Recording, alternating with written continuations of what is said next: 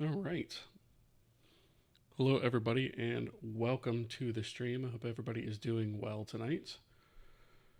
Tonight, we are going to pick up where we left off on the last stream, plus go over a few things that were done sort of off camera, um, just to sort of keep things moving along. So, for those of you who are or were not able to tune in last time, we are in the midst of basically a refactoring of our resource system to standardize the way that resources are handled. And we're going to have that work in conjunction with our asset system, and we're sort of standardizing them both in the same fashion. So we're going to pick that up tonight and continue on with it and see how far we get. That being said, I do want to take a second and just thank the supporters of the channel, beginning with the partners, who are the highest tier of subscription over on Patreon and YouTube memberships. They are Dustin Punt, Gabby Bashir, and Gerboles Inc. I would also like to thank all the other supporters listed here. They are a combination of the other tiers of support over on Patreon, YouTube memberships, as well as Twitch subscriptions. So thank you all very much for your support. It is greatly appreciated and helps me manage the costs of running the channel, the project, etc. So thank you very much for that. That all being said, I do appreciate each and every one of you viewers, whether you're joining me here live on Twitch or YouTube. We do simulcast to both. So feel free to jump into to chat and ask a question if you have one, or just say hi. That's totally cool. Or if you're catching this on the VOD, feel free to leave a comment. I enjoy interacting with you guys. This is supposed to be a interactive stream. So, yeah. Anyway, with all of that out of the way, let's see. From Lake, it's good to see you. You are early and I am late. How you doing? I'm doing pretty good. Can't complain. I mean, I guess I am a little early tonight starting, but not too early. All right, so where we left off last time was we were basically filling out this texture handler, which I've mostly done at this point. So one thing I haven't handled is sort of the releasing of that, but we can sort of come back to that later. What I want to do is start getting this implemented and integrated rather into our other systems, so that we can actually start using this thing and see that it all stands up correctly. So that is what I'm hoping to get to tonight, is at least sort of start being able to exercise all this code that we've written, and or figure out what we need to do to fix stuff if I broke stuff, which I probably did. Before we do that, let's just take a quick step through the way that this particular handler works, because it is going to be an example of how most handlers are going to work. So a handler in general, in this case, is for a resource handler for textures, right? For a texture resource. As a reminder, the texture resource is different from an image asset. An image asset is something that exists on disk or in a package that's like a JPEG or a PNG or a bitmap or whatever, and we load that from disk and we translate that to a specific format of pixel data in memory that we can then use for various things. We can use that for example, not only textures, but to read in height map information for a terrain, for example. And so we've separated those two, whereas the texture is the actual resource that, in this case, winds up getting uploaded to the GPU. So a handler handles a specific type of resource, because all resources have different requirements and different things that they need to know in terms of how to be actually loaded up. So the way that a texture request handler works, or a texture resource handler, is we have the request and then we have the release, right? So the request is supposed to be like a sort of an asynchronous request. It's saying, hey, we need this resource loaded. do whatever you need to do to get it loaded. Let me know when you're done. And that's essentially what this request info contains. Okay. So we have that, and then what we do is we just cast those things down to our specialized types. We do a check to see if assets are required. Now, this is something that's new from the last stream. So what we do here is we do some checking based on the texture type that's passed in for the request itself. So we can pass various flags, various texture types, and from that we can determine and do a little bit of error checking before we even try to load anything to say, hey, is this request actually valid? So, for example, if the texture type is has the writable flag set, meaning that we're going to be rendering to the texture most likely, which is also true for depth textures, then we don't really need to load any assets for that, right? Chances are we're not going to load any assets for that. I can't think of any circumstance where we'd want to. So in this case, if either of those flags are set, we just say assets are not required. And then we do a check immediately after that to say, hey, if assets are required, did we actually provide any assets in the request? Did we actually say, hey, we need any assets? And if not, we throw an error and return false, right? Because that's an invalid request. We also do some type-specific validation. So we say if we are loading a 2D texture, for example, we really only should be loading a single asset for that, right? There's no need to load multiple assets for a 2D texture. It doesn't make sense. So we do a little bit of validation there. Otherwise, if it's a cube type texture, we need exactly 6 assets to be loaded. Now, we don't actually have the ability to load sort of a cube map all from one texture yet. We load them from separate textures. Not a huge deal because we don't load cube maps from textures all that often. Right now, it's only really for skyboxes. So not a huge issue there. After we have passed all of that validation, we then go ahead and we create a what's called a listener instance. And this is going to contain all the information that we need to be able to handle the assets once they are actually loaded, which again is asynchronous. So in this case, we actually allocate a new one so that we don't have to worry about the lifetime of it or keeping it somewhere. And then this gets passed along with the asset load requests so that we can access it later. So in this case, we take a copy of the request info here, and we also fill out some various information here about the typed resource, the handler, how many assets have actually loaded, and a list of the assets using our new array type, right? So we have that. We go ahead and we kick off a load for all of the assets, right? There might only be one, there might be multiples, or if we don't need assets, there might be none, right? So in this case, we go ahead and we kick off all of those requests, passing through the texture kasset on result function pointer as a result, and passing through the listener instance that we created up here as the listener. And so the that function is defined down here. So this is essentially our callback whenever we get a asset loaded. So if that asset load is a success, then what we go ahead and do is we go ahead and we save off the asset pointer to a array that we have.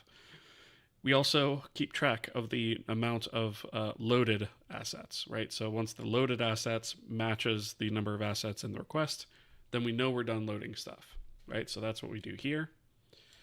And at that point, we know we've loaded everything off of disk. We can go ahead and say, okay, this thing is actually initialized. And then we go ahead and we take the dimensions of just the first image, right? Because if we're dealing with some sort of layered image or cube map image, they all have to be the same dimension. So we pull some properties off of the first asset. And then we go ahead and after that, we grab some convenience pointers for the renderer state and the asset system state. And then we go ahead and flip to a loading state, right? So there's not much done between initialize and loading here, but there may be for other asset types like meshes. And then I'll come back to this note in a second, but the next thing that we do is we acquire GPU resources for the texture, right? So we know how much memory we need at this point based off of all these flags we passed in. This is kind of the same thing that's done over here for our texture system, right? So this is more or less what we're replacing. Obviously, we check the result to make sure that that's successful. And then we go ahead and we apply the properties taken from the request. So the type of texture, the array size, the flags, all those things, width, height, format, MIP levels, etc., etc. The next thing that we do is we set up a array with all of the pixels in it for all the layers, and keep a running total of the total size of that array. So we loop through all of our assets that have been loaded, and we extract the data from them, right? So first, though, we go through and we verify that there aren't any size mismatches, because that's actually going to be important. We can't have a layered image or an image array that has different dimension images within it. So we need to verify that that's true. And then, if we have a mismatch, we report it, right? And we track that in this array here, which is the same length as our assets, right? So it's sort of a way for us to tag to say, hey, this resource is mismatched. So if we do not have a mismatch, we go ahead and we tack on the pixel array size of that particular image to the all pixel size. And then down here, we make sure that we actually have a pixel array, because maybe we don't have assets for some reason, or maybe they're all mismatched, right? So we only want to use the ones that we actually loaded properly. So we allocate the large array. We go through each one of those images. We copy over the pixels into that large array.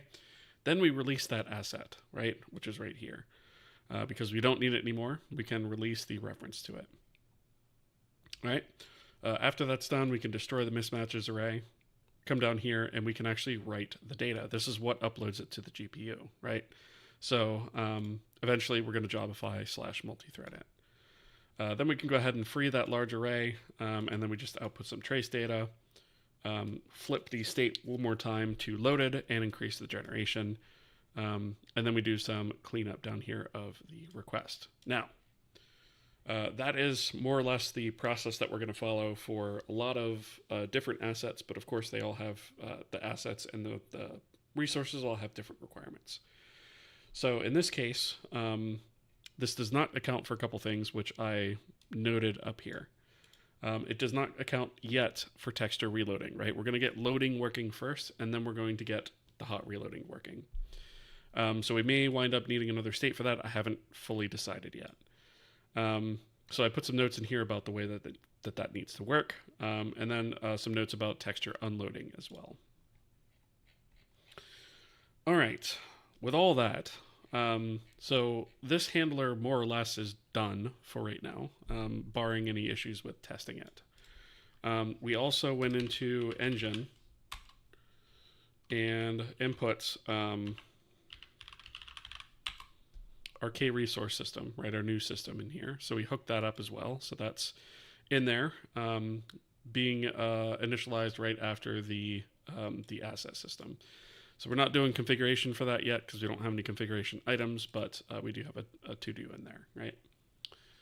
All right. So pretty much where we're at is we're going to try running this and see how far we get. Let me go ahead and take a break and catch up with chat, though. Taman, good to see you. How's it going? Kale Cottrell, first time chat, welcome. Working on a voxel engine and got a terrain up and going. Sweet. Yeah, we're going to be doing voxel terrains at some point, too. I want to do deformable ones, actually. All right, and it looks like... oh, wow. The automod actually caught a spam message. That's pretty awesome. All right. Looks like Twitch is working on that, which is good news. Let's see. I was thinking, uh-oh. In your game, surely you have a character control. Can't wait the struggle of making character jump on slopes. Yeah, it should be interesting, right? Depending on what we do. Um, I have no idea how to pronounce that. Is it Ziu? Um, hey, I caught a stream. Been watching your series for about a year. Tremendously helpful. Thanks for putting your hard work up in videos. I appreciate that. Thank you. Thank you for the kind words, and I'm glad it helps. And I hope I didn't butcher your name.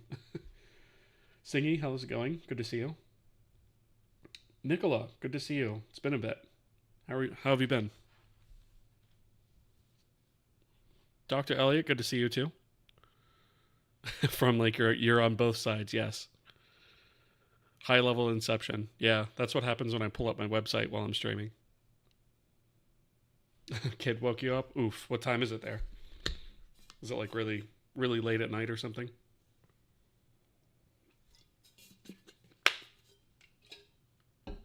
Okay.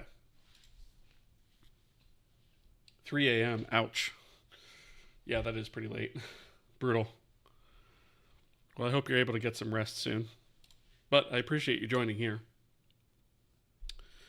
Okay. So I have this hooked up. I think what I was going to do, let's run this really quickly.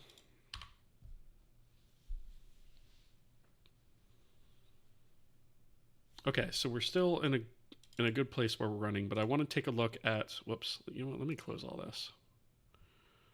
Close. So not a close all, close others, okay. We do want to take a look through the logs. Okay. So, package null already loaded skipping. Okay, so that's not right. Our package name apparently is not being read in, so we're going to have to fix that. Our utils plugin was created successfully, so that's good. That's loaded. That was another thing that we put in place. Let's see. Resource system new initialized, so that's getting done as well. Okay. And this is the old resource system. All right, so it looks like at least our hooks are successful, which is good. Good Lord, this thing is slow tonight. This is why I don't like to use this, because look at how slow it is. Oi. It was ridiculous. Okay. That's why I only use it as a debugger. All right, so let's see. This was saying package already loaded skipping. So let's actually, let's put a breakpoint, and that is a trace.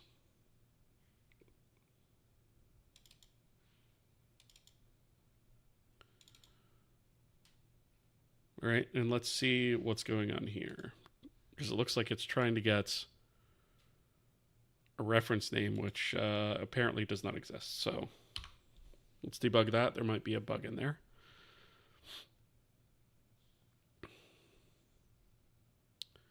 Okay, so package already loaded skipping. So the ref name is here. Package is J, which is 1. So let's have a look at this array.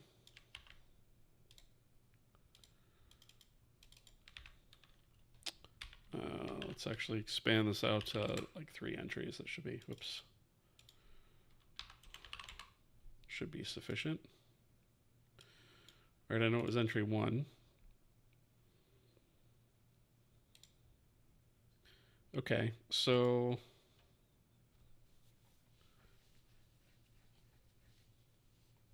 that at least seems to be somewhat valid. But for some reason, our name lookup isn't working. All right, so let's see. Process refs. So this ref name is 516, which is saying it's already loaded.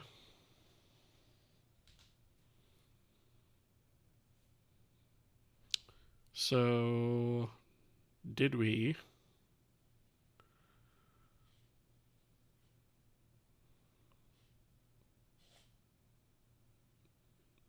Okay, so this second package here, I guess, is what it's saying is already loaded, which would be, I think we said it was runtime.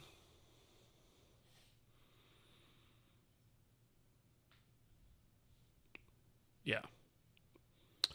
So I think that actually might be legit. The only thing that's concerning is the fact that we're not getting a string back here. So let's step into this. And I guess we'll take a look at our binary search tree find. Oh, that's might be why. So our binary search tree does not have a root, apparently, which I'm guessing means we probably didn't set it up.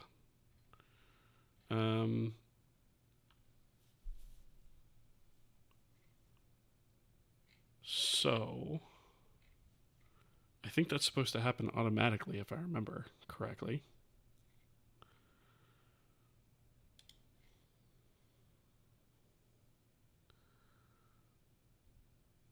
String duplicate, insert, right? Okay, so let's actually put a breakpoint here and restart.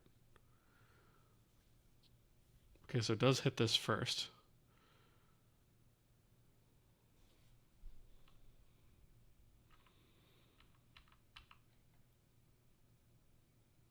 Okay, so string lookup.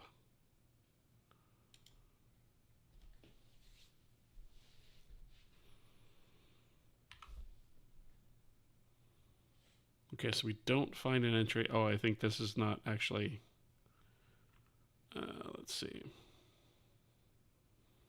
So that's null.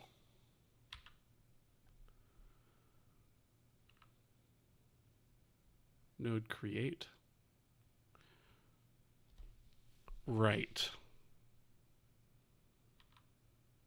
It's going to create this, but then nothing is happening here because string lookup isn't getting set to that. Okay, so that's minor issue, no big deal. Let's see, this is kname.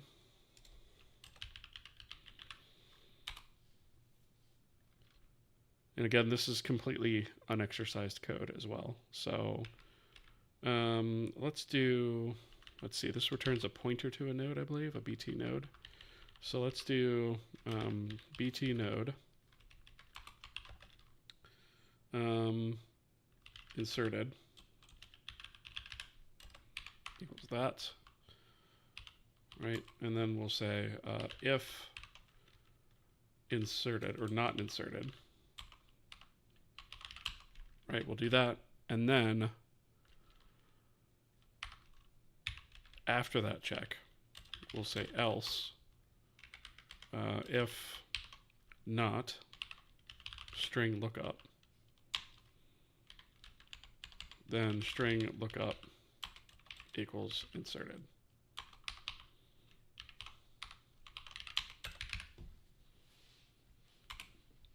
Okay. So I'm going to undo this one and see now if we actually find an entry, right? So our string lookup should have something. Yep, it does. Okay. All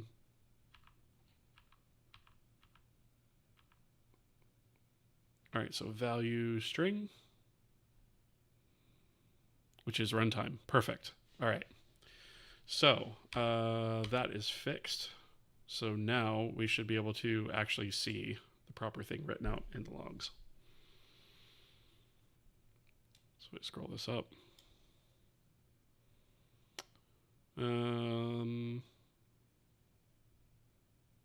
Let's see. Yeah, package runtime already loaded. Skipping. Perfect. All right. So that would have meant that none of our names were working. So glad we found that early and not later on, because that could have been super confusing. All right. You need some C and Vulkan fix? Well, this is the place to get it. All right. So we have that. So I guess the next step is going to be, let me shut this down the right way, because sometimes Linux's driver does not like if I don't. So I guess the next step is going to be, we're going to try and patch in some of our logic for our new resource system. And I guess we'll put it in the texture system, and we'll sort of just patch in parts of the texture system and sort of clobber out old portions of code is what I'm thinking. The only thing that's going to get weird about this is the way that this works off of texture pointers, right? Which we did say we want to get away from, but textures are not the same as resource textures. So I think this might mean that we also need to potentially do some work within the renderer to switch everything over, which we're going to have to do at some point anyways. So I don't know how much I'm going to be able to like split it up and only do portions at a time. I may have to just bite the whole thing off and do it all at once, which is not ideal, but we'll see. This create and upload texture is more or less the sort of default path for and why is that highlighting everything? Creates and upload. Right, so this is sort of the default path for a lot of stuff. So we have default textures being created here, which we also need to talk about that. I think this is also a default texture. No, yeah, default cube texture. Thank you for the follow. I appreciate that. Welcome. Default layered texture. Right, so a lot of our stuff actually goes through this create and default, or create and upload texture. So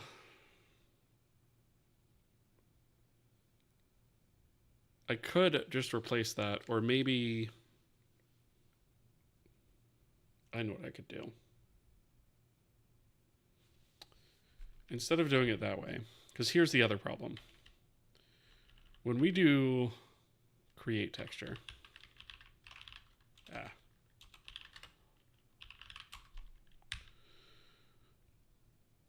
create texture is a direct result of texture system acquire, which instantly returns a texture pointer, which is no longer the way we're working. And truthfully, it's no longer the way we should work, right? The way that this should work is, well, I suppose there's a couple ways we could handle this, right? We could work in a similar fashion where we immediately return a pointer to a resource, right? But then say, you know, that resource is not in a loaded state, so we can't actually use it. That's one option. Another option is to return nothing and have sort of a callback setup where whatever is requesting the texture also provides a callback to be made when that texture is loaded. That's probably the more flexible way to do it, because the other problem with not doing it that way, like if we just immediately provide a pointer like this, then we constantly have to state check. Every time we go to use it, we'd have to say, is this ready? Is this ready? Is this ready? Versus us maybe saying, hey, make a request for this resource and then let me know when it's done. And then we can just say once it's done, it's ready to go. So it's a little bit more work to set that up, but I think it's probably going to be worth it in the long run to do that. Let's see. Discourager of Hesitancy with a raiding party of 3. Thank you so much for the raid. How are you doing tonight? What did you get up to on stream? Let me give it a quick shout out. Appreciate the raid. Welcome, raiders. How are you doing? Raid message carefully planned out ahead of time. I love it. Flask, good to see you. Pat S2, first time chat. Welcome.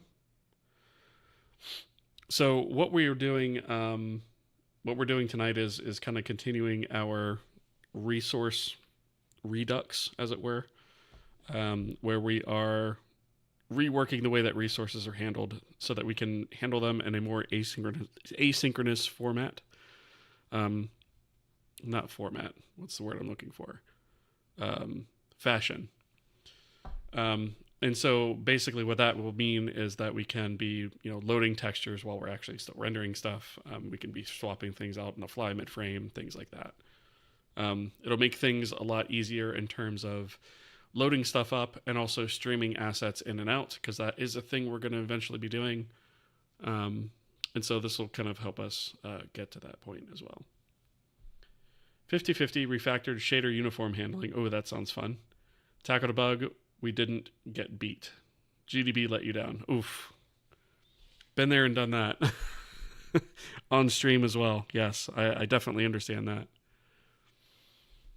Was just hanging out with DOH. Nice. MSVS's debugger is the only good thing about it. Yeah, so I don't use that one because I'm on Linux, but I do use this one for its debugger, which is the only good thing about it, right?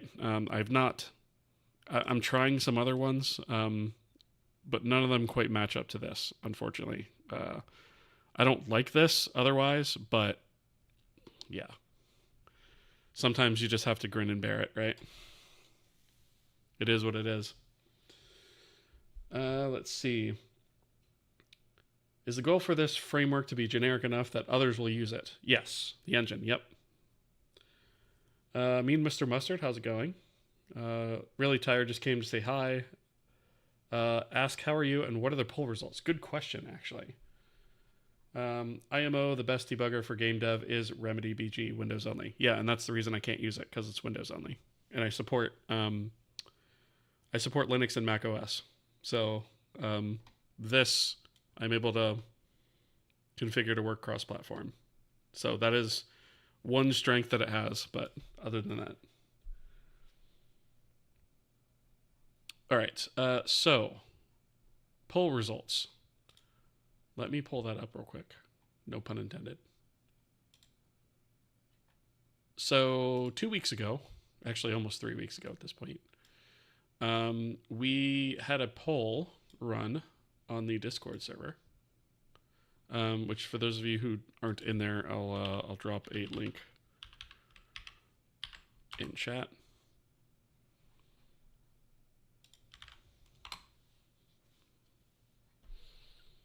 Did I spell it wrong or something, or is my bot just not? Maybe my bot's just failing life tonight. Oh, it worked on the YouTube side, but not the Twitch side tonight. Streamlabs, get your stuff together. All right. Anyway, let me grab a screenshot of the results. Let's see. I want this one. Here we go. All right. So here's the results of the poll. So the options were, the question first off was, what's the preference on the first game made with Kohi, which is the game engine we're working on. And so the options were a small arcade style game, but in 3D, right? So if we do an arcade game, it's not going to be 2D. It's going to be 3D with, full lighting and all that stuff. The second option was, screw it, start making the big game. Or the third option was neither, just keep adding stuff to the engine. And so, every bone in my body made me want to go for this option. Actually, that's the option that I took, but it did not win. The option that won out by quite a lot, by almost 3 times as much actually, was the small style arcade game, but in 3D. So we are going to be, the first game that we're going to publish with this is going to be a smallish, simplish type of game. That's going to be like an arcade style 3D game. And we're going to go over the design. We're going to design it on stream. Probably even come up with our game design document, decide on style, all that stuff. I want to involve you guys in that process when we go through that design, because that's part of this whole process as well. And we're going to take that all the way through to actually releasing the game on itch and probably Steam. And then, yeah, that's from there. Then we'll probably move on to a much bigger title. But the idea there is to sort of, exercise the engine once we get to that point, and get a little bit of practice deploying it on Steam using this engine. So that is more or less where we're at with that. And yes, you are correct. VS is a bad word. It's a very bad word. This is a family-friendly stream, so we have to bleep out anytime we say VS. Right? Okay. Let's see. Monogame is great. Better to use something like that than a monolithic engine, in my humble opinion. Yeah, so that's the thing about this is both an engine and a framework, technically. It's a little bit of both, right? So we provide things like... we're going to provide a scene for you to use, right? But you don't have to use it. We provide a render graph for you to use, but you don't have to use it. If you want to use the framework that's here and you want to render things and have specific control over how you render things, and you want to make all those render calls manually, you can actually do that in this engine. You can control whether you want to do it 2D, you control whether you want to do it 3D. And so the idea is it's both an engine and a framework. So if you want to use it as a framework, you can do that. If you want to use the full-blown engine, once we get to that point, you can do that as well. So that's the idea. It is a no-no word. Yes, exactly. All right, let's see. I think Amazon and a lot of other big game studios try to start running before walking. Yeah. So every bit of me wanted to just make the big game, right? But we're going to make the small game first. I think that's probably the more wise decision, even though it's not necessarily the big cool idea that I have to work on, but we'll get there. All right. Cool. I think we're caught up now. So where were we here? All right. We were talking about this. So we were talking about acquisition of resources. So our new resource system is very asynchronous, right? And it works with our new asset system, which is also designed to be asynchronous. It's not jobified yet, but it's set up to be jobified, so it'll be very easy when that time comes. And so what that means is that we can use all of our cores and our job threads to our advantage, and we can actually multi-thread all this loading stuff, so that we don't have everything happening on the main thread, which we already kind of did some of that ad hoc before, but now it's going to be standardized, and every type of asset and every type of resource will have it available, as opposed to just a couple. So what we were talking about was when we go to request a texture, which is this is sort of the old way of doing it, right? Where we have a texture struct. We would basically say acquire this texture, and we do some stuff to set up internal reference counting and stuff like that. But it was very synchronous in the way that this worked in terms of returning a pointer immediately to a texture. The loading of that texture was asynchronous. At least from disk, that part was asynchronous. Uploading to the GPU is not asynchronous, and we'll have to do that as well. But I digress. The way that this worked is it provided an instant pointer back to that texture, even though that texture wasn't ready to be used, which meant that whenever we go to use this texture, we have to have these state checks all over the place to say, hey, is this texture actually available to use at the moment or not? And so what I'm thinking here is we actually change our new method of acquiring textures, or texture resources as they're going to be called. It's a separate structure to work the sort of asynchronous way where we say, okay, I'm going to put out a request for this texture, and I'm going to provide you a callback to make when that texture is done loading. And the advantage of that is we can just handle the cutover of the state once, and then we don't have to sit there and check state over and over and over again. We can just simply, it becomes more event-driven that way. So that's kind of what I'm thinking. And so I think we're going to have something that's going to be like a Boolean return right? Because it could theoretically fail if you provide rubbish data. And I'll say texture system request, right? And we had a couple of properties here. We would take a string name, which now we don't use string names to define things anymore. We actually have our kname system, which will hash that for us. So we should take in a kname. Name. And then auto release is something that our texture system handled, which I'm probably going to then defer to our new resource system instead of doing it here. And what auto release is basically we have internal reference counting that's done. So every time you acquire a reference to that texture, that counter goes up by 1. Every time you release a reference to that texture, that counter goes down by 1. When that reaches 0, we say, okay, we're not using this anymore. Release its resources so we could use it for something else. And so I think in terms of auto release, I'm probably not going to handle that here. I think I'm going to let the resource system handle that.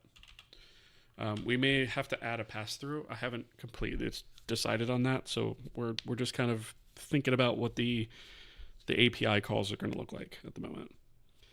So when we go to request a texture, we need to give a name for the texture, right? Because all resources have to have a name. Technically speaking, we should also know what package that texture resides in, right? And if you pass 0 here, we'll just try and find the first one that it could find, but we should allow that to be provided. And then we'll need a callback of some sort to say, hey, this texture is loaded. And so that callback is going to need some sort of context where we have information that we could pass along with it to say, hey, what was requesting this texture to be loaded? What are we notifying that the texture is actually loaded? And so for that, I'm just going to say, let's have a void pointer, and we're going to say listener, right? And then we'll have a callback, which that callback is going to be return type void. And it will take in, it's going to take in,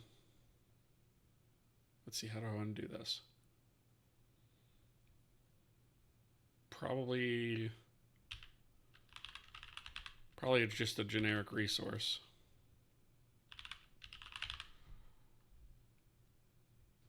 And then also it's going to need the pass along listener. Right, so the way this is going to work.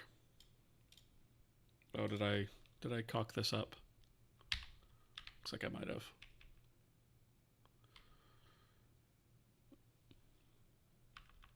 This goes here. There we go. This is going to be called callback. All right. We should probably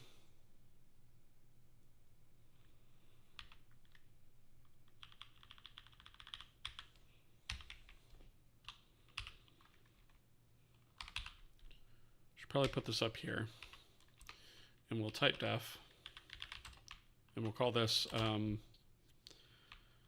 pointer function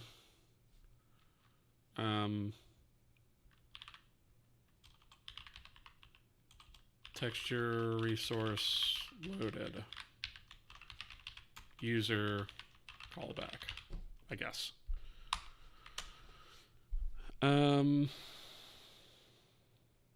Why do I feel like I've got that syntax wrong?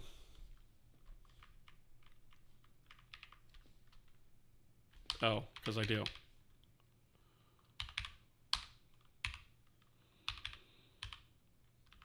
That should be here.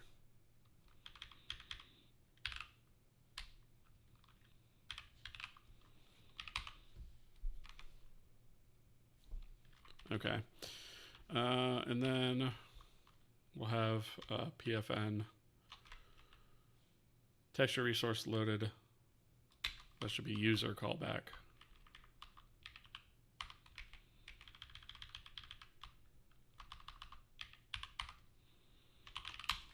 And callback. Okay, there we go. So the way that this will work is we'll fire off a request to the resource system, passing along the name, package name, listener, callback, all that stuff.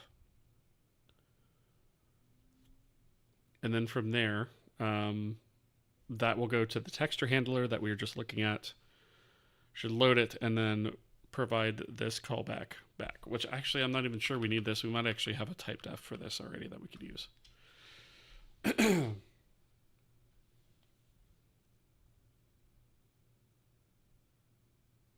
Let's see. This whole Redux is also part of the development. You've started it after finding out you're going to need to use assets from other Kohi projects. Yep, exactly. Yep. You meant of the game development, that's the way it is. When you work on a game, on an engine, that's work in progress. Yes, exactly. Yeah, so we thought we were ready to start a game, but then I was like, wait a minute. What if we have like modules that need to be redistributed as plugins that could potentially have assets that go with them? What if we want to be able to reuse asset packages from other games and stuff like that, right? Because eventually we want to have some sort of market available for asset packs and things like that you could use.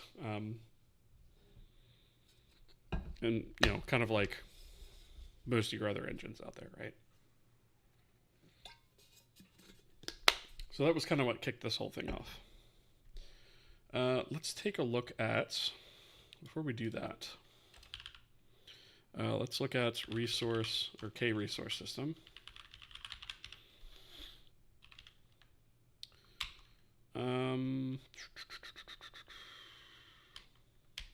The resource info.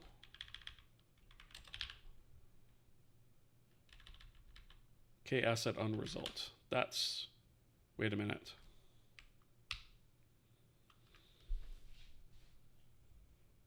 So that's for the resource handler.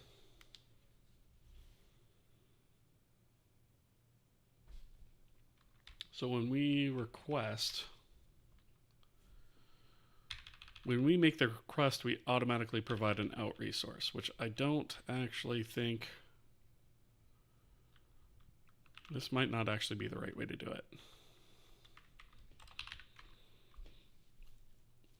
So when we request a resource, we also request a list of assets to be loaded. So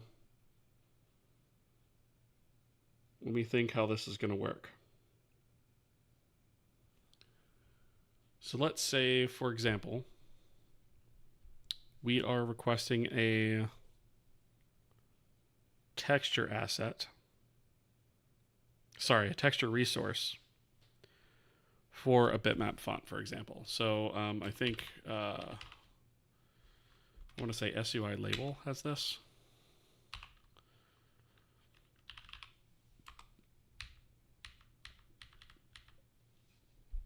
Font system acquire, maybe it was the font system. I could have swore that we had, here's the shader requests.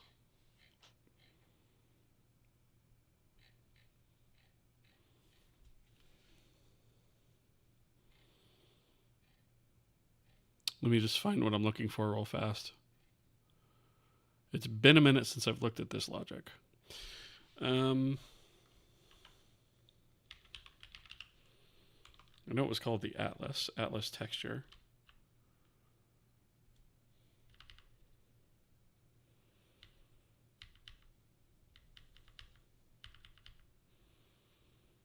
Font system acquire.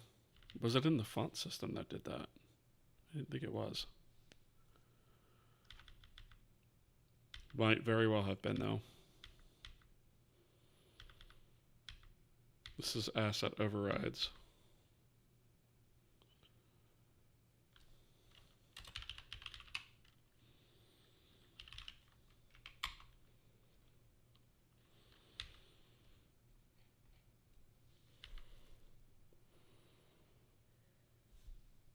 Yeah, okay. So here, for example, we are doing a texture system acquire currently in our font system for bitmap fonts, where it points to a specific texture file to use to render that bitmap font right there, right? Which is a string. And so instead, what we're going to have is a kname, which is, a hashed string that its string will have been held in our lookup table that we created. So in this case, when we were to go to request that thing, all we had here was just a file name, so all we're going to have is that as well. So we'd probably have to set this up in order to somehow accept a package name. And also not immediately return a texture.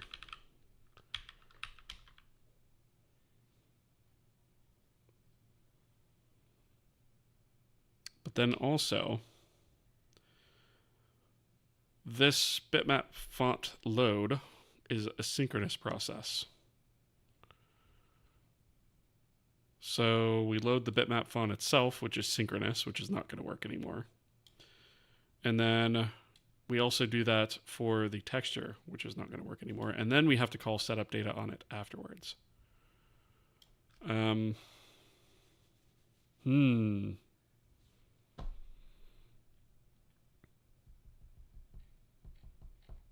this is going to get interesting. Okay. So I guess what we really need to do is, if at that point we have the texture name, or the file name essentially is what this was going off of. Then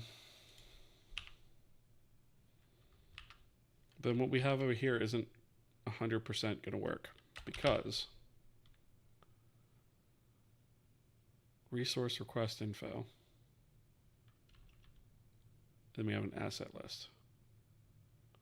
So whenever we request a resource, that means we're also going to have to know its asset list, which might only be one. Does that make sense, though?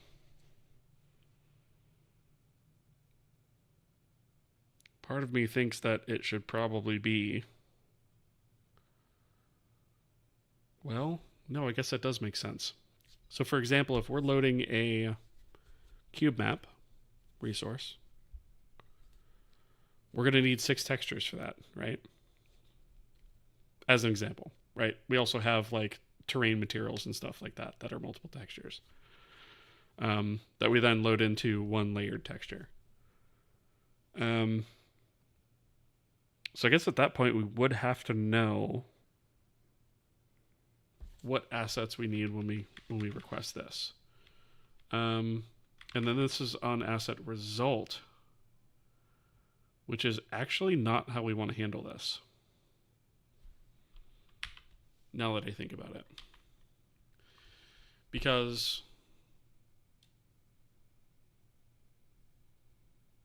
there should be 2 levels of callbacks that we have here. So there should be one callback that goes back to the handler of that type of resource, saying, hey, I have loaded an asset for this particular resource. And then when that is done, then it should say, okay, we're done with all of the stuff that we need. Now we should make the user callback, which is provided here, or should be provided here. Now we should make the user callback saying whatever called this code initially should be notified that the resource is ready. So it looks like in here I've conflated this a little bit.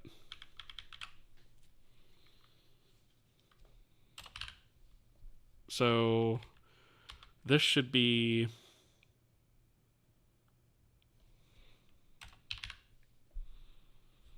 This takes a asset request result and then listener info. Definitely not what we want.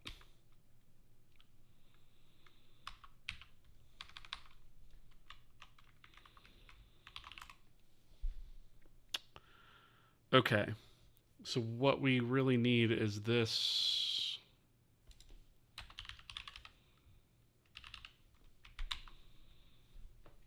This type def here. We really need over here, and we need a more generic version of it. So what this should be is, we'll just say texture, or we'll just say resource loaded. Resource loaded? Do we want to say resource loaded? Yes. So this is a callback that's made once the resource is actually loaded. It passes through the resource and the listener data. So when we go to request an asset, this should look a little bit differently. This should not have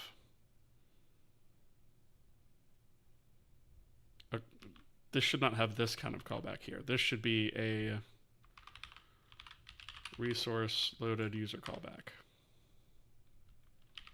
Right, and we can even call this user callback. And this should be the callback that is made whenever all listed assets are loaded.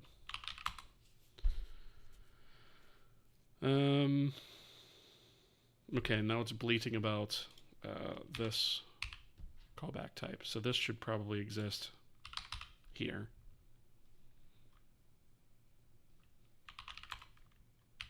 Right, and this should not exist there. Okay, so when we make the request,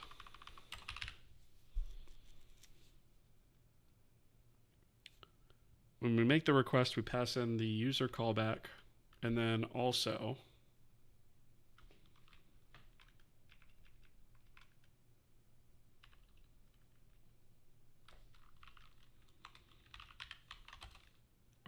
listener instance, right? So this will be listener user data. And I don't think I need to pass like a, I'm not going to pass size information. I'm not going to pass anything along with this.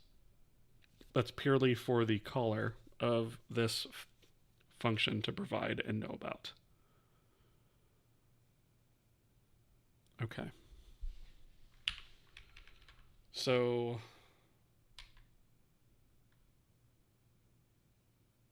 should we be actually doing this even?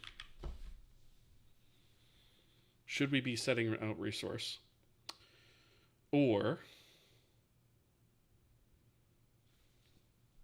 what I think is we only provide that resource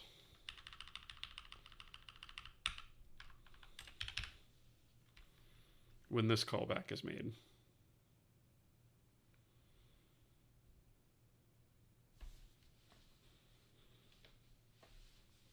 Does that make sense?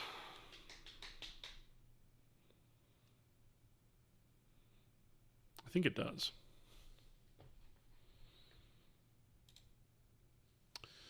Let's see. There's no way to do a future / promise in PRC. Nope. You can either call await or add a callback, and don't have to keep strict control over ownership. Yeah, no, we don't. No, you're not being annoying at all. Not in the slightest bit. Yeah, just I don't always notice chat like right away. I try to keep an eye on it, but like when I'm really deep in thought, sometimes it takes me a minute. But no, you're. I wish we had like a like some sort of promise type thing, right? But like that doesn't really exist. The closest that we have to that is the way that I've set up my job system, which takes arguments and callbacks like this, which is ultimately why I'm structuring it this way. is because a lot of this stuff is going to go through my job system, which takes these kind of listener types of things. Oh, we have ads.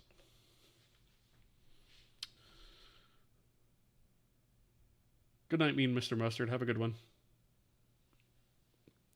So yeah, we are breaking for ads, for those of you who can still hear me, and then we'll pick up afterwards.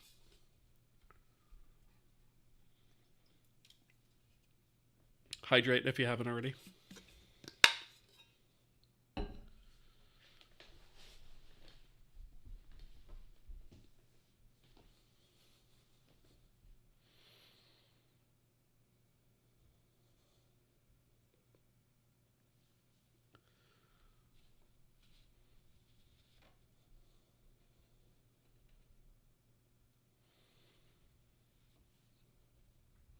Got about 40 seconds left.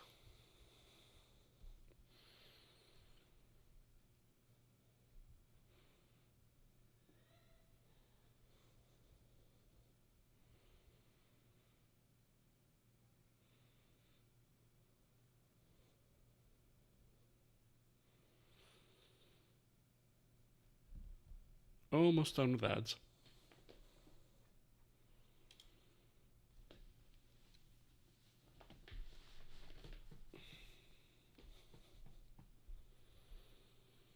Just notice my camera's a little bit wonky. There we go.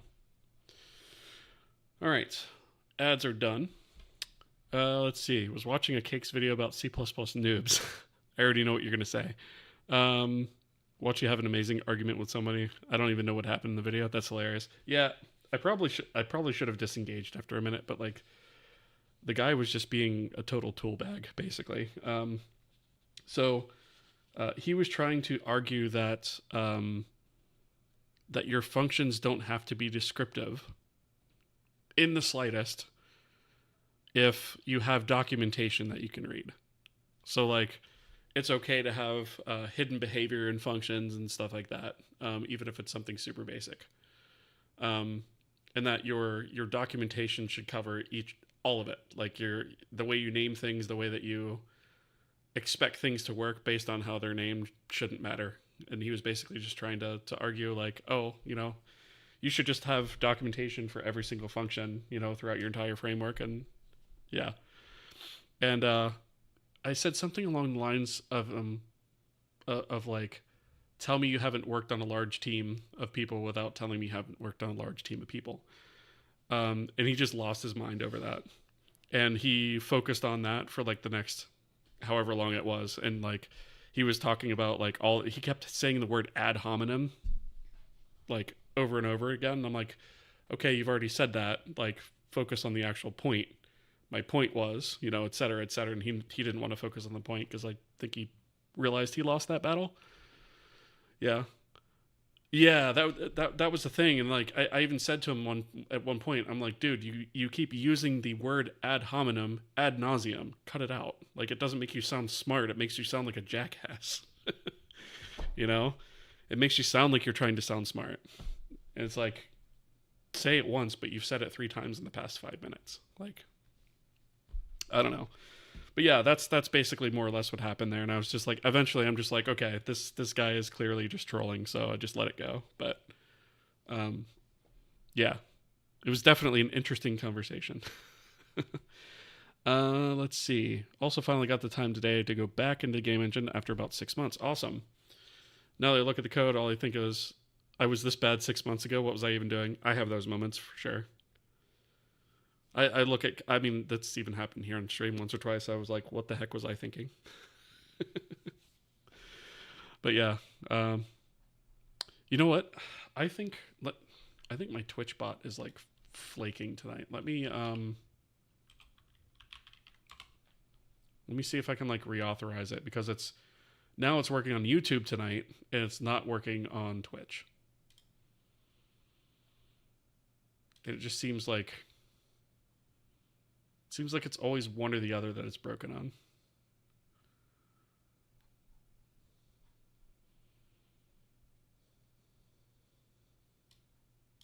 Let me just check a setting here really quickly and then we'll get back to it.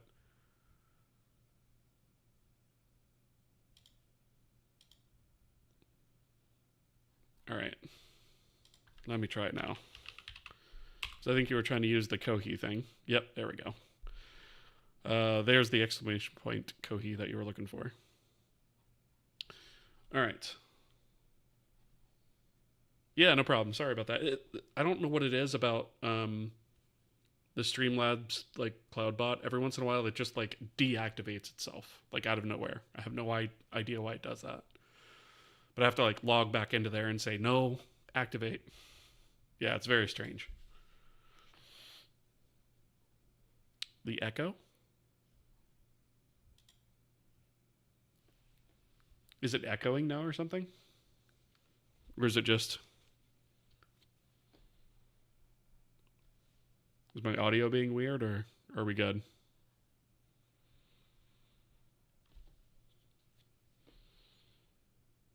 No echo? Okay. Okay. It's good over there on YouTube as well. All right, cool. Thank you for confirming that. Appreciate it. All right, so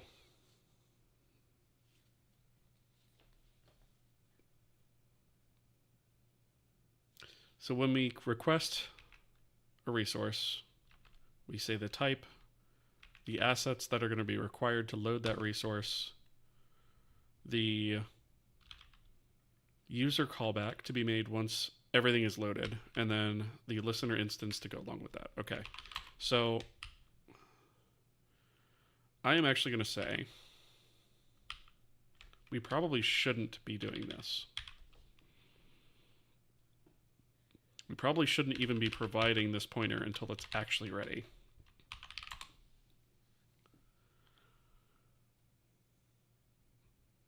No, actually, I'm on the fence about this one, actually.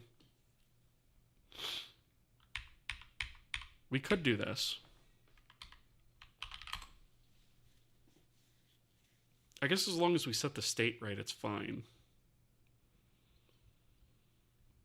Maybe there'd be some instances where we want that ahead of time and some instances where we don't care. I just don't want to code myself into a box.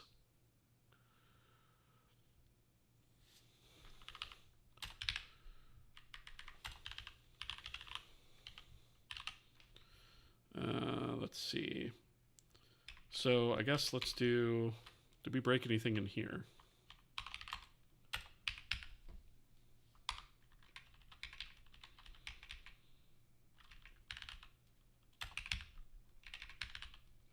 Doesn't look like it. Okay. All right, so when we come over here to our texture system, we don't need this. It's just a resource loaded user callback. Which will contain the resource itself. Now, the only problem with that is when we call to the resource system itself, we're going to need something to pass through there. Which is kind of why I didn't want to do it, but I suppose we could say kResource out resource, right? And then we could pass that through. So what this would look like would be we would have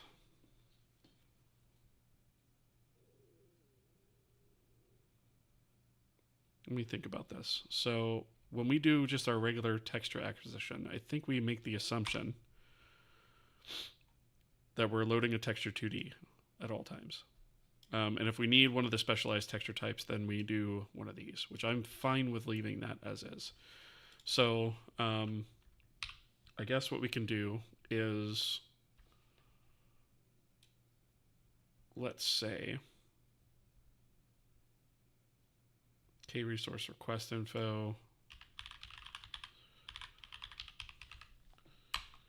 We'll just call this request. And then request type is going to be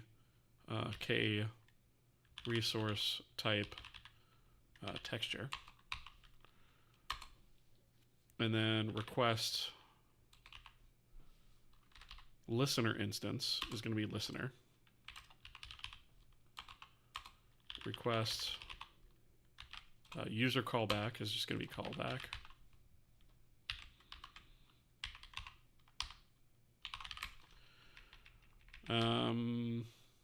Out resource is going to be passed through when we actually call the function. So now we need to set up our asset list, right? Which in this case, since it's just a standard texture request, is going to be an asset count of 1. So we'll do request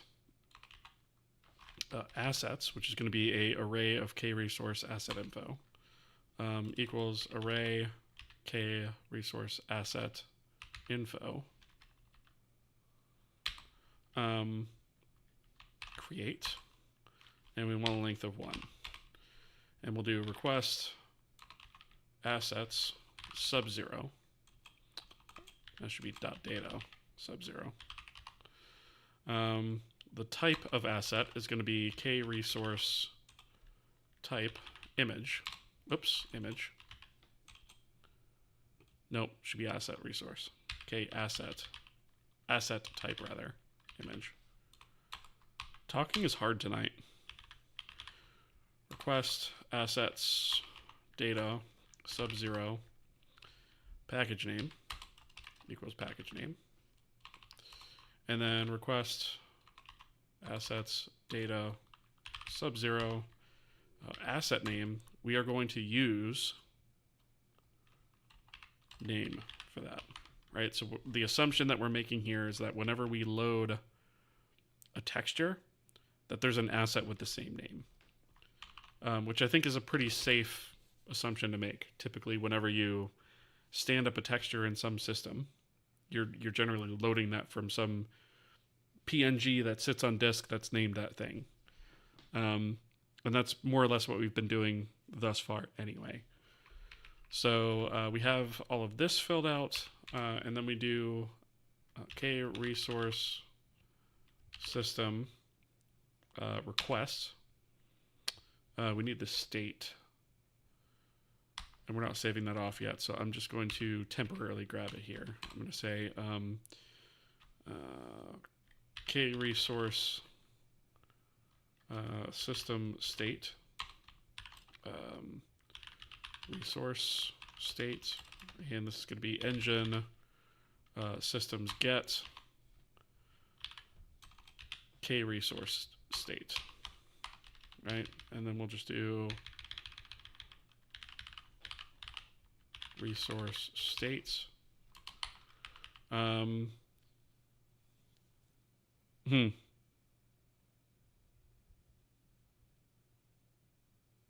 Okay, so I guess we'll just pass name through for the name. I suppose the name could be part of the request info tail, so we don't have to pass that as a separate parameter. Whatever. All right, so the next thing we take is a constant pointer to the request info. So in this case, we're going to take the address of request, and then we're going to pass through out resource as it is. And we're going to take this whole thing and say result equals that, right? We need struct here, right? Okay, so this will either create a successful request or not. So we'll say if not result, then k-error failed to properly request resource for texture, and then we'll just output the name, which will be kname string get name, and then return false. Otherwise, actually, we could just return result.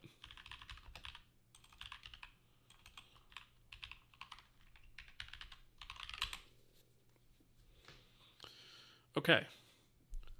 So, yeah, that's pretty much it, I guess. We do have some verification things that we might want to do. like for here, for example, so our texture system has a concept of default textures that can be used for the different types. So we have like a default texture that's just like a checkerboard texture, and then we have like default diffuse, specular, normal maps. Those types of defaults. Some others as well. So we should probably check against the K-name against those, but I'm not going to bother right now because none of these are K-names yet. They're hard-coded strings. So what I'll do is I'll put a to-do here. Oops.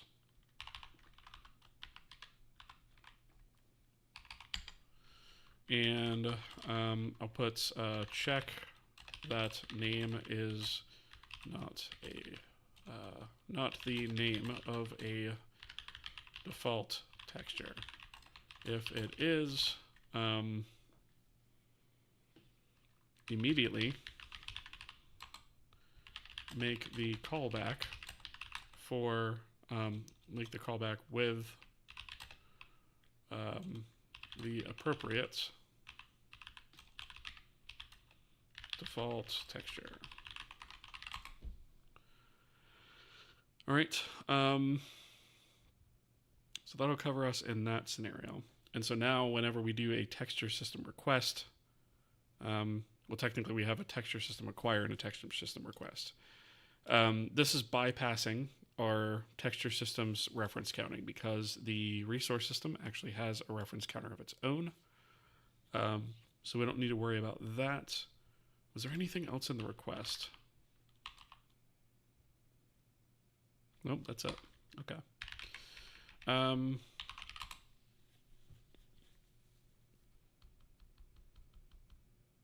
think that's it. So whatever requests this will eventually get its callback made along with a listener and all that other good stuff. Okay. So that bit wasn't as complicated as I thought it was going to be. However, let's take this over to the header file. And I'm going to put this here. Let's export that symbol. And I guess we can call it request. That's fine. As opposed to acquire. All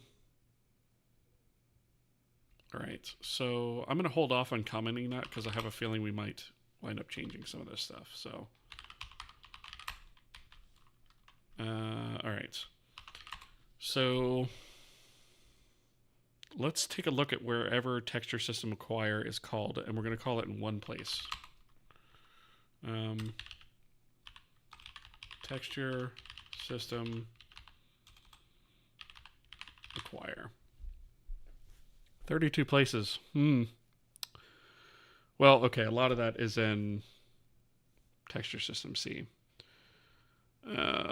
So let's see. What is a easy one that we could just very simply standard UI Atlas. Let's take a look and see what this does. So this is immediately returning a texture pointer. You set up the texture map using that texture pointer.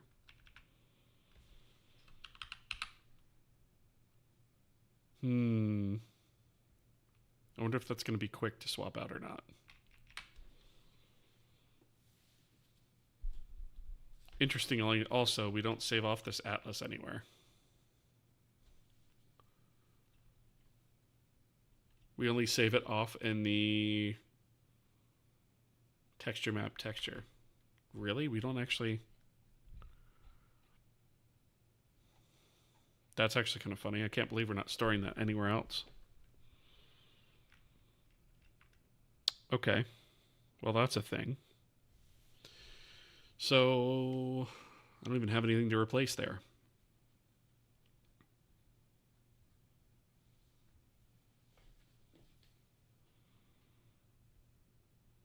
How do I want to handle that? I guess what I could do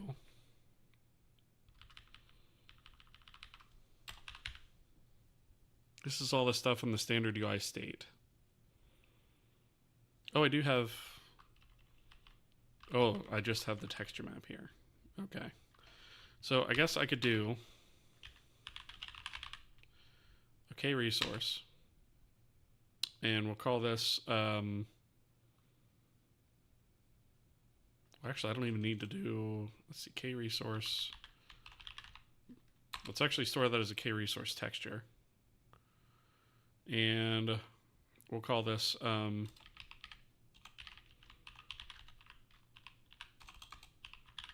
Atlas texture.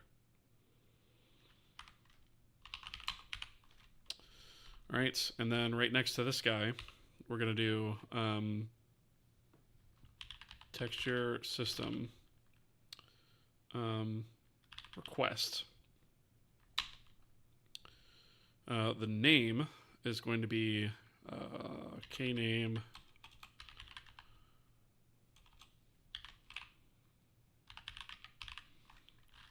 create, and we're going to take this.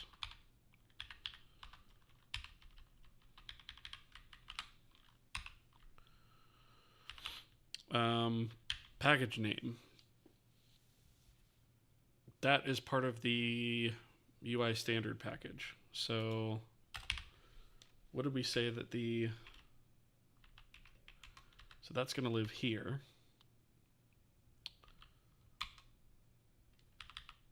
Plugin UI standard is the package name. So we want to do kname create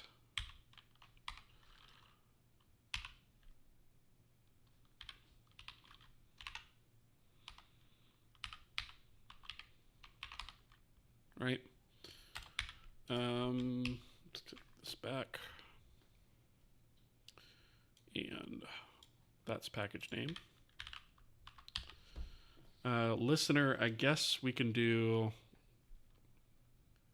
let's call the listener as the state. I think that makes the most sense. Right? And then for the loaded resource callback, we'll come back to that in a minute. For the out resource, we're going to do the address of state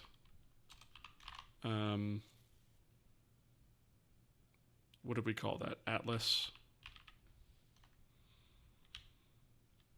I don't even remember what.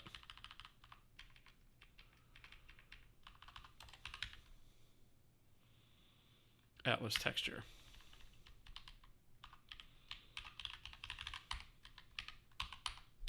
Right? And then the only thing we need to do is define the callback to be made. Let's see. Let me catch up on chat here. Oh, you were in the Kohi website and was playing the stream in the background? That's funny. Yeah, it does autoplay the stream. That would explain it. Maybe you can do a tree handler graph with each handler having a parent that they call after resolving. If the parent was already triggered, nothing happens. I think I see what you're saying. I think ideally the way I want to make it work internally is instead of firing off the requests immediately, I want to queue them up. In fact, actually, that's exactly what I'm going to have to do. So eventually when we go to jobify this, we're going to be creating job info structures for jobs that we're going to kick off, which is basically going to be a queue of jobs. And then we'll be able to sort of batch submit them. So we're kind of, it's not going to be a graph, but we're going to kind of have something that manages all that for us. So I'm not too worried about that. It's not too far removed from what you're talking about there. Let's see. Devlog summarizing the current state of Kohi is much needed at this point. Yeah, you're not wrong. You're definitely not wrong. I'm like way behind on the devlogs. Speaking of that, actually, because you do bring a good point, and we're going to have ads here in a couple minutes anyway. So, the way that I was handling the devlogs was I was actually trying to go back and do them retroactively, and I think I only got like 20 episodes worth in, and we're like 220 episodes now, right? I'm not sure of the value of going back and doing past episodes on that, at least right now. What I'm considering doing is maybe making like maybe quarterly updates on on the as a devlog. Um, and so like the first one would probably be, I guess, in September, early September. And then I would just do them quarterly, and then it would be like, well, this is the stuff that we've done in the last 3 months. That would also require me to actually keep notes of what we've done when, which is a little hard to track sometimes. But I don't know. What do you guys think? Would that be fairly useful?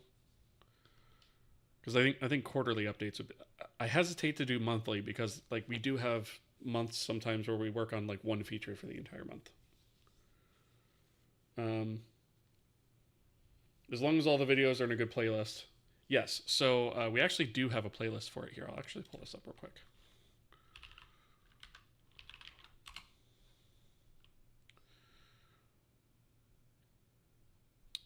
All right. So on the YouTube channel, we do actually have a playlist in here. Is it on the main page, though, is the next question. Let's see. It might not be. I thought that I made a devlog playlist, but I might not have actually. Yeah, here it is. Koei Game Engine devlog series. So I guess I didn't put it on the main page, but it is in there. There's only 2 videos of it. Like I said, I think I've only covered like the first 20 episodes or so. But I think it might be. Maybe that's where I'll put them. And then what I might do is I'll just name them like, instead of doing episode numbers like I started doing, because like if I go into, can I just stop this real quick? So I think I went here. Yeah. So I just did like episodes. So instead of doing episodes like this, I'll probably just do something like Q3 2024 or something like that. Anyway. Okay, so this is getting kind of long, so let me split this to multi-line here. One more. All right. And then this request can actually be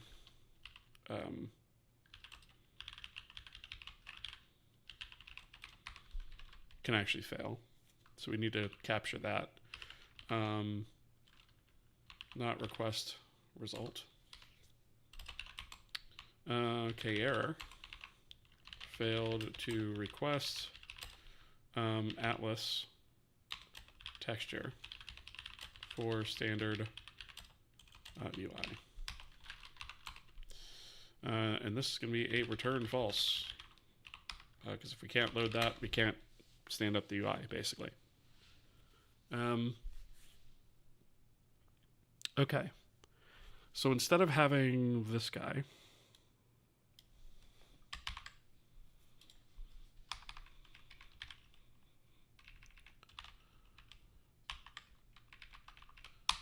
nice, my block comment is apparently broken.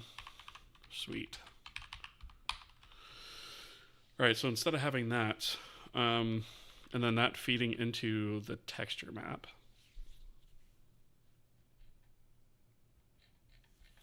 let me see. Prepare frame.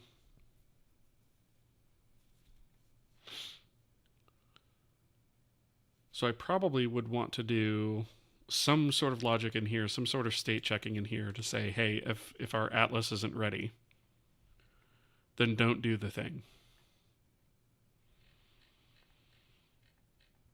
The part of it that concerns me a little bit, that I'm thinking this might not be such a quick change, is this texture map bit here. So if we could take a look at this guy, our texture map has, unfortunately, a direct pointer to the texture, which is poop. We don't want that. Now, we could have essentially a replacement for this, which would just be a resource, right? We could have a resource pointer there. But I don't feel like that's much better. So I kind of feel like we need something else to help represent a texture map besides just a pointer to the thing, right? Because the other thing is you know, pointers to things, we're trying to get away from that. Like, I'd much rather use a handle. And then the question becomes, you know, well, we already have a handle for the texture internally as far as the render is concerned. So do we have a texture handle at that level too? But then we have, you know, how many layers deep of handles do we really want to have too? So I might just replace that with a separate type of map that we piecemeal in as we refactor. That way I only have to worry about one at a time. I think that's probably going to be, because the goal with this is to swap out parts of it at a time so that I don't have like everything broken all at once. So we have render types here. Let's take this. Let's see, this is under renderer types, which I think is where that belongs. So right underneath of it, I guess, we're going to define a new structure. And we're going to say this one is going to be a K-resource texture map. Distinctly named.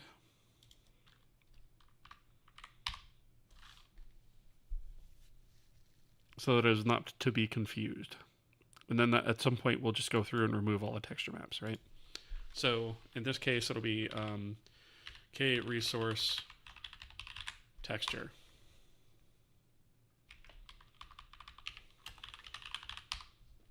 Right?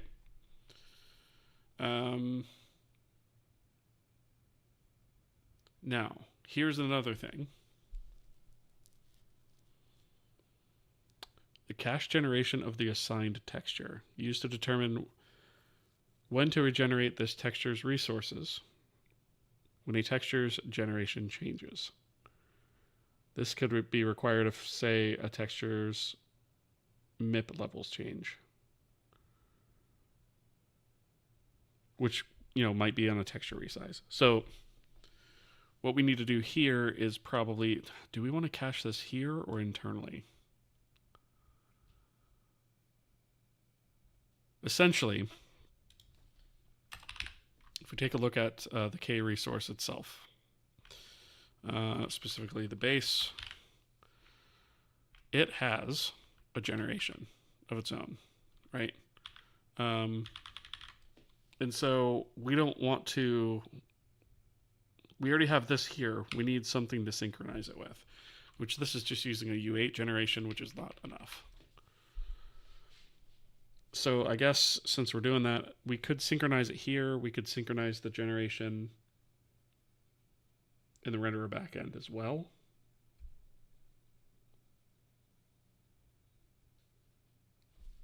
I think I'm going to keep it here for right now, but I'm going to switch it to a U32 so it matches what we have in the resource.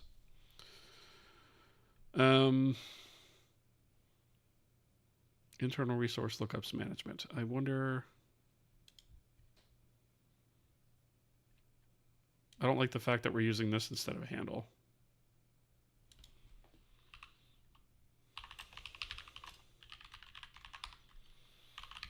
All right, let's keep that for now. And then we're going to have to make a new renderer function to acquire the resources for that map, which I think we can get away with just doing in the front end, I believe. We'll have to see. So let's go over to there, I guess. So we need basically a copy of both of these functions. We're going to be doing this a lot. We're going to say renderer k-resource texture, k-resource texture map, right? And then this is going to be a k-resource texture map, k-resource texture map.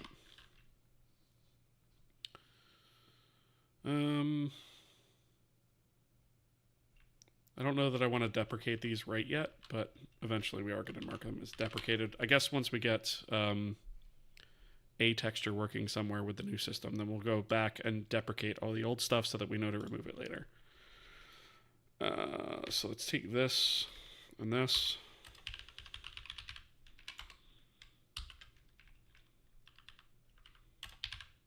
And we're going to slam these right here. Get rid of this.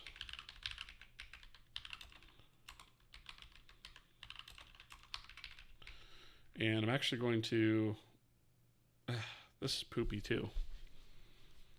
We're having to do this every single time. We started actually switching stuff to require the state pointer to be passed in. I think I'm going to move that requirement here as well. Let's go back to the header file. And let's put that...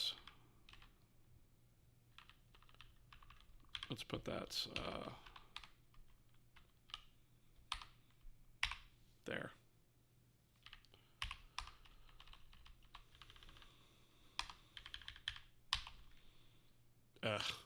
Okay.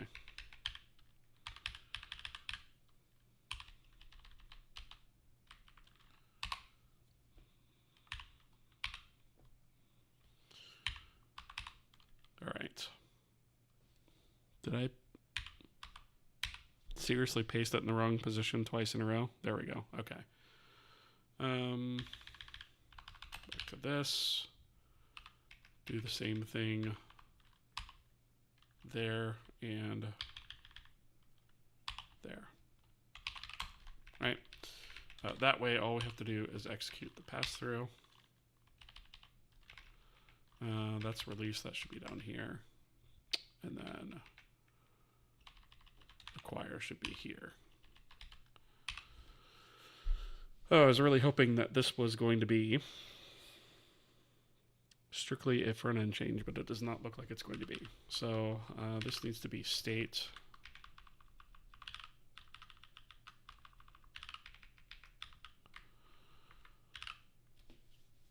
All right, and obviously it's complaining about incompatible pointer types.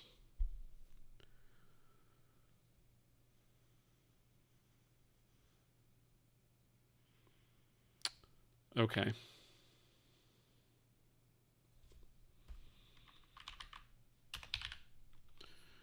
So we're going to have to do the same thing here.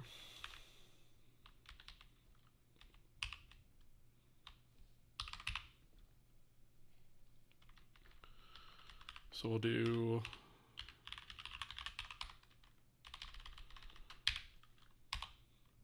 that and that. And then this should be that. All right. So we've got that. We'll need to go to the Vulkan backend and do similar thing. And yes, I probably could save myself a lot of work by not taking this piecemeal at a time like this and creating duplicate functions and all that other stuff, but this will allow me to test a little bit at a time. So I feel like it's less headache this way. Here we go. Oh, we have acquire, release, and refresh. Okay. I'm going to duplicate all three of those because I don't know off the top of my head where some of those are used.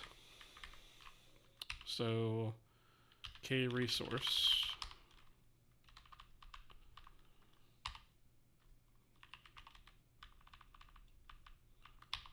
Right, and there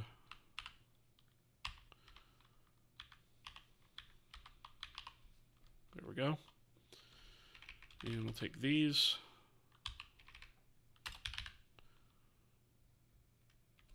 Why did it bring me there? Oh. Back end. All right. I guess this one will probably be easier to just grab these. Yes, I know we're duplicating stuff. Yes, I know that's bad. We'll clean it up later. Okay, so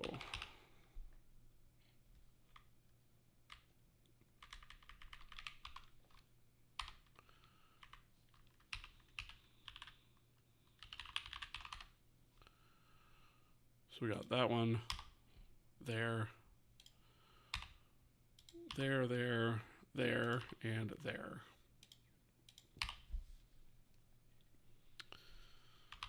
And I think the logic is actually going to wind up being mostly this.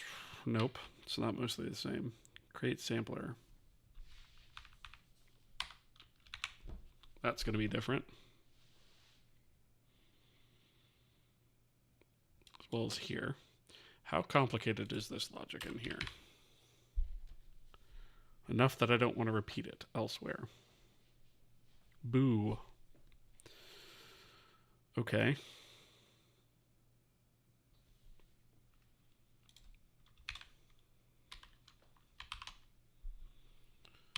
So let's take this and we'll put this right above our resource versions of this. Create sampler. I guess we can just prepend K resource like we've been doing.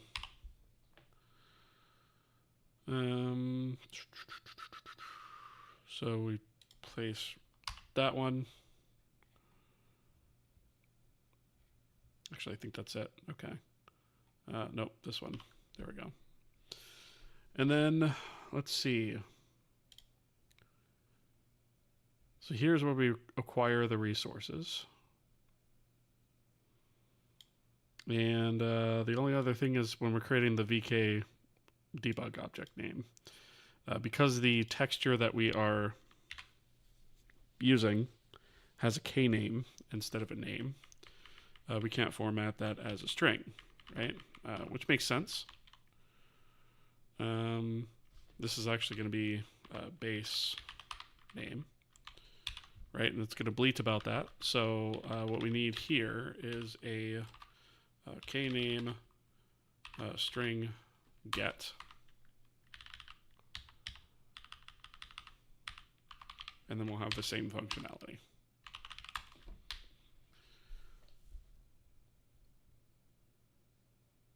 Let's see. Oh, stretch redeem. Appreciate that. I'm only 11 minutes late on it, but I did see it. Thank you for that.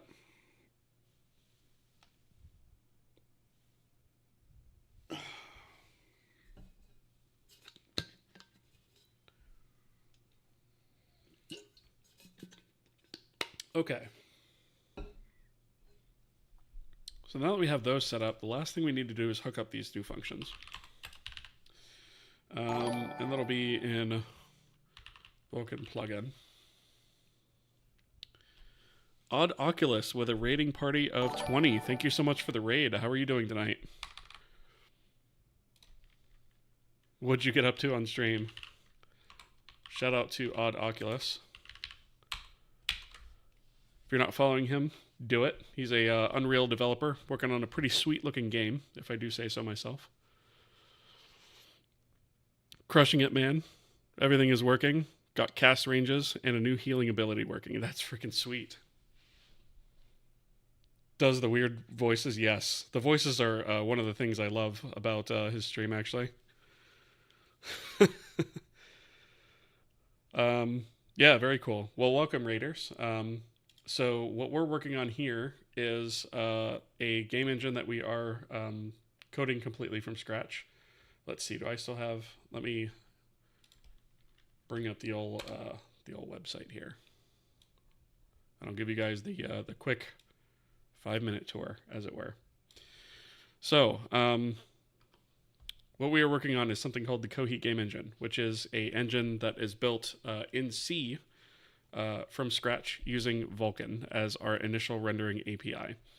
And I say initial rendering API slash backend because we are planning to support others, such as Direct3D and Metal. It initially started off as a tutorial series on YouTube, and we kind of quickly outgrew that format and moved on to a few different formats before landing here on the live stream format. So we do Simoccast to YouTube and Twitch. And so the site that we're looking at here is the sort of homepage for the engine. This is a cross-platform engine, so it works on Windows, Linux, and Mac OS desktop environments. We do have other environments or platforms planned for the future. It is open source and free, so it is all available here on GitHub. It is Apache 2.0 license, which basically means if you want to use it, whether it's for commercial or personal projects, feel free. The only thing I ask is that you say you used it. That's literally it. There will never be any sort of royalties or licensing fees of any kind. This will always be free and open source. This is designed to be sort of an educational series and exercise. And it's a way to build a game engine. It's not the only way to build a game engine. Sometimes it's the wrong way, right? And the reason I say that is because this is an exploratory series as well. So we try things as we go along, and sometimes things work out, sometimes things don't work out. And then we go into a deep dive as to why those things didn't work out, right? Because the why is very important and often overlooked. So that's what we're doing here. This website has all the links to all the good stuff. Of course, the channels. We do have a Discord that's approaching about 1,000 users. And then, of course, we have the GitHub link and a Patreon link if you want to support my work, if you think it's awesome. We also have the stream down here at the bottom of the page. It auto-pauses because I'm in Firefox, and Firefox is awesome. But yeah, that is more or less the idea. So the engine itself is built in sort of a modular fashion where you can use the bits that you want and not use the bits that you don't want. Mostly everything in the engine outside the engine core itself is a plugin. So like the Vulkan renderer, for example, is a plugin. Our audio system has a plugin for OpenAL. Our physics system, when we get there, is going to be a plugin, et cetera, et cetera. So yeah, we very seldom use libraries for things, including our platform layer. Like all that stuff was written from scratch.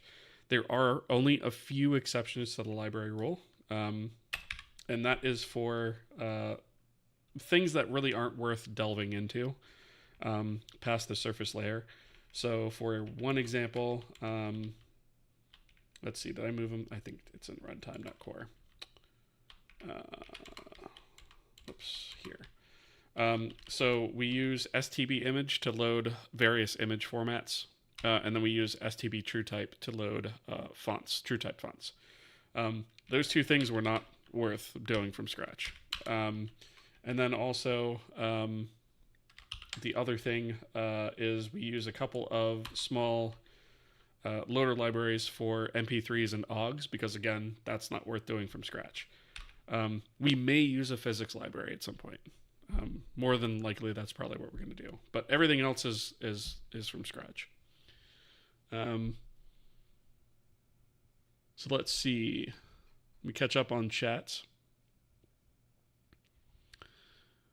Curious about integrating more YouTube into my workflow. Yeah, I like it. It seems to be a decent platform. It's generally doesn't have quite as many viewers on it as Twitch does most of the time, but I have found that there are folks that do prefer the YouTube side of things. So I do simulcast to both, and I watch both chats. So already sounds better than the other engine, which I don't want to say on stream. Yes. Let's see. But async asset loading constantly running on another thread nonstop is amazing. Sarcasm.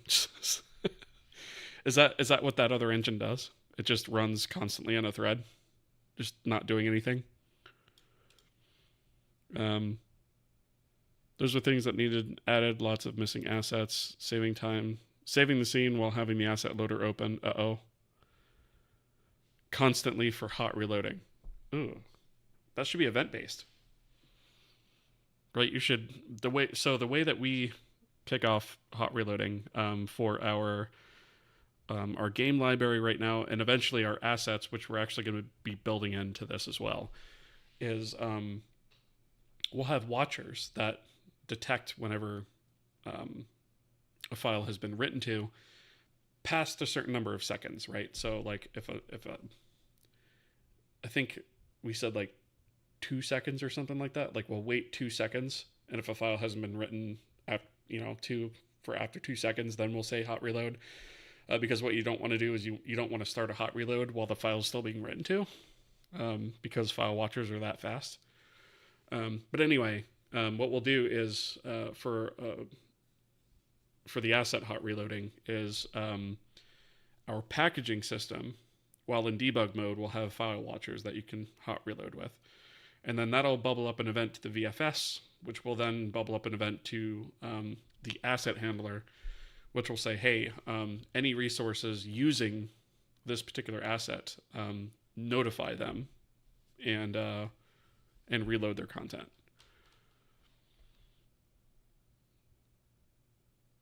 Let's see. If you change a file in Blender, it will auto update in that other engine. And that's so, which can be useful, but it could also be detrimental. You may not always want that.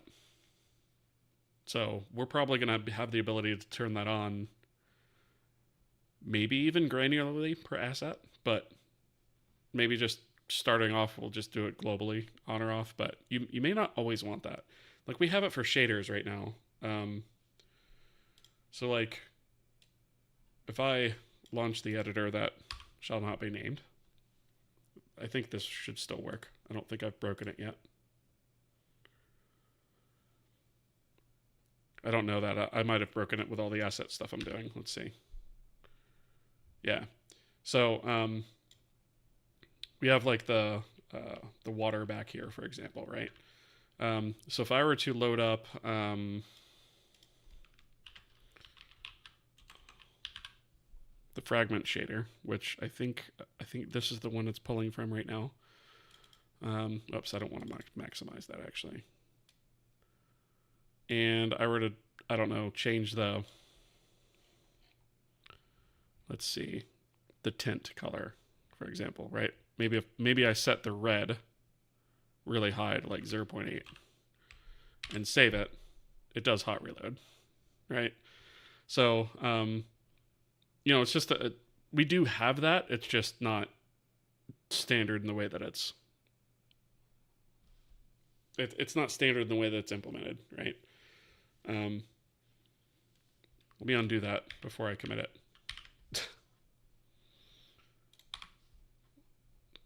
Anyway.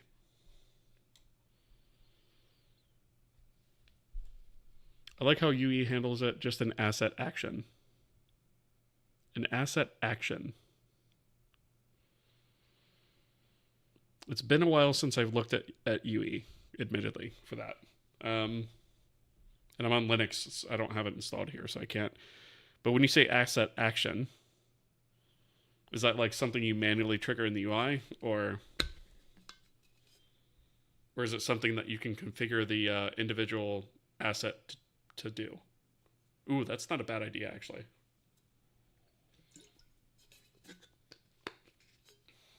Maybe in our editor, we have the ability to set that up. Let me bring this up over here. Oh, okay. Yeah, I mean, it's more or less a menu-driven option then. Okay. Which, yeah, we would obviously have that. I don't think, though, it doesn't auto-reload that, right? I think that's manually triggered. I think. At least that's what it looks like here. Yeah, okay. All right.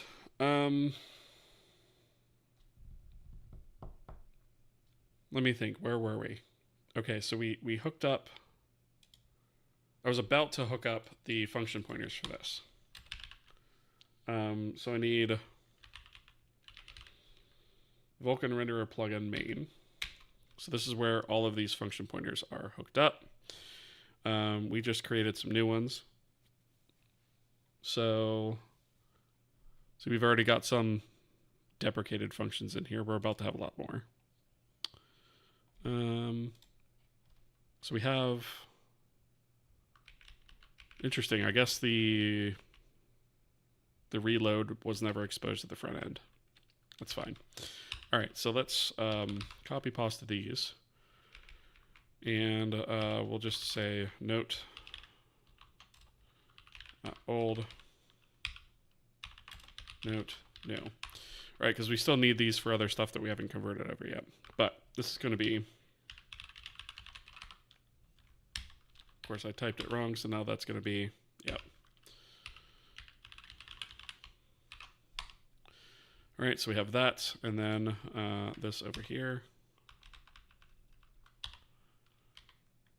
All right, so that should be hooked up.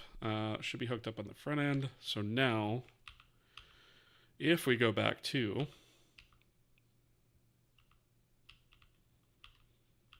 where was that?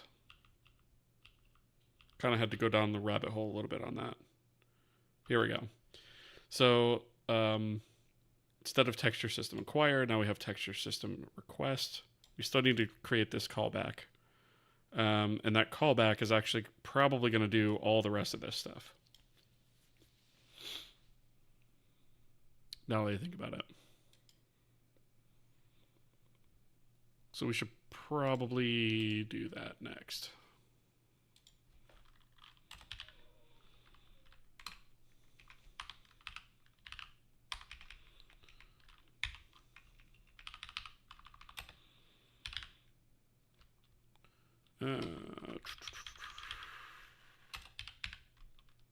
So let's take this, and I guess we can put it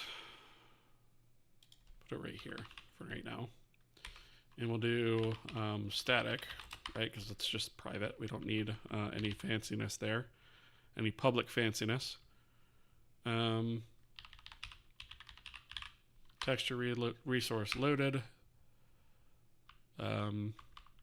I'm just going to call it that in terms of its actual function name. And then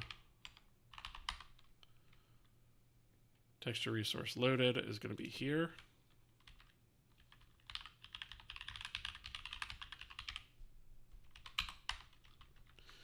So that'll fix that. What is this complaining about?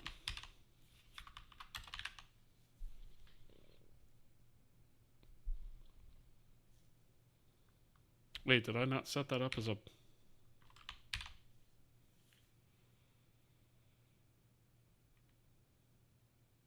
Oh, that wants a regular resource, doesn't it? Poop.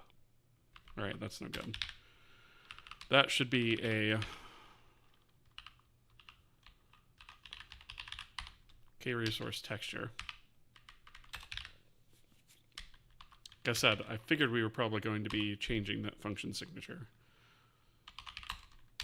Right, which means this resource system request is probably going to bleat about that. So we want to just pass through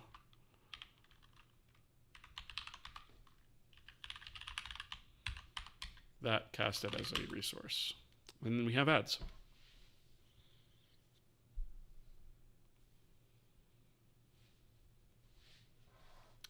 So for those of you who are new to the stream and can still hear me talking, we do pause the stream for ads whenever they come up, so that people don't miss content.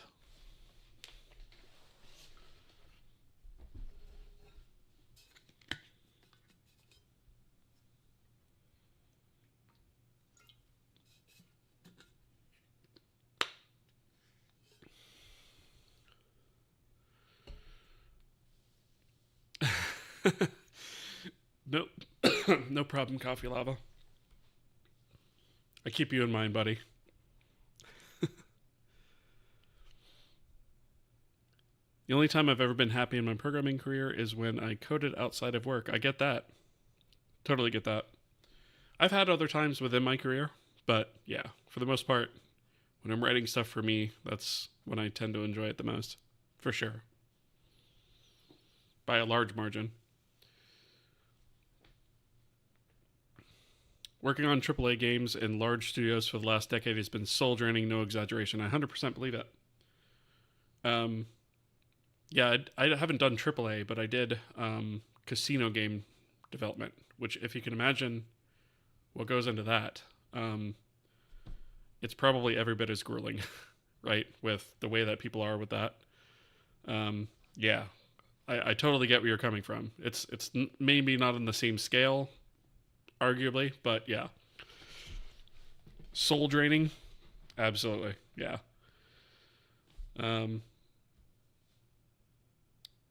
Zoombunka, how's it going? Good to see you.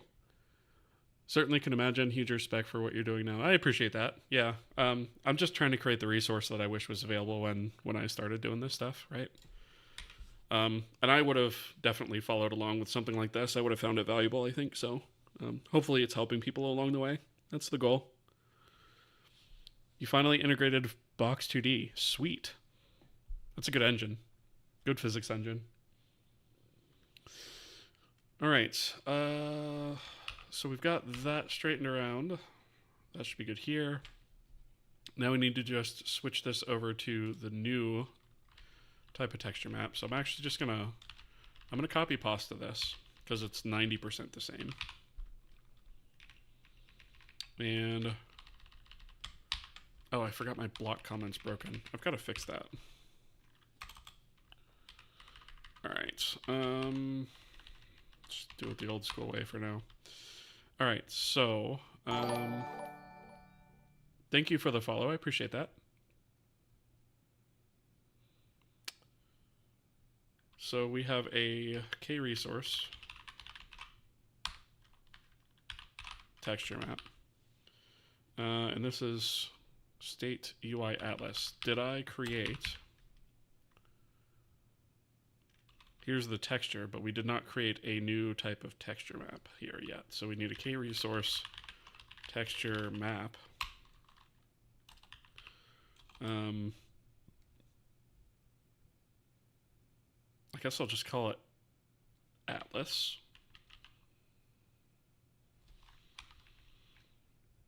And I'll comment this one out.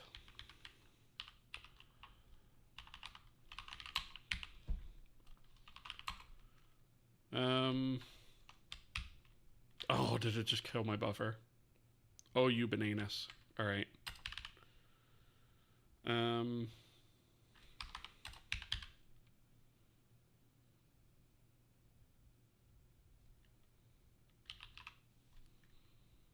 think it was in here. Yes.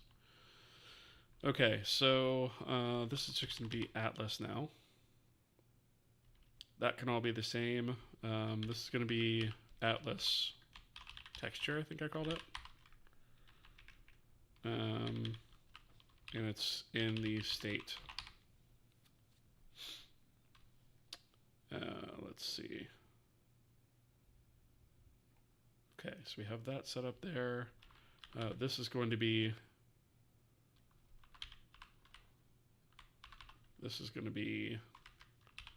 K resource texture map resources acquire. right. And this is going to need the renderer state. Do we have that in state? We do. Okay. Map texture.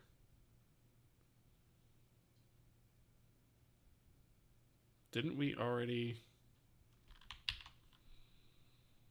Yeah, that's there. Asset texture. Atlas texture is... Oh, I need the address of this. There we go. Okay. You know what? I'm going to take this. Take this. And move it up here. With the old stuff.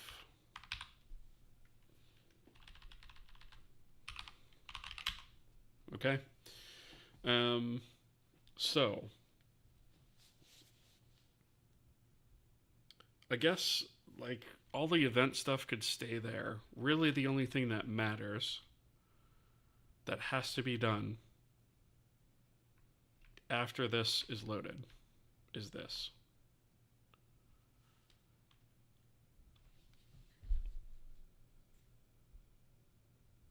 Yeah, okay, so let's take this and go into here. Right, so this is our callback that's made that tells us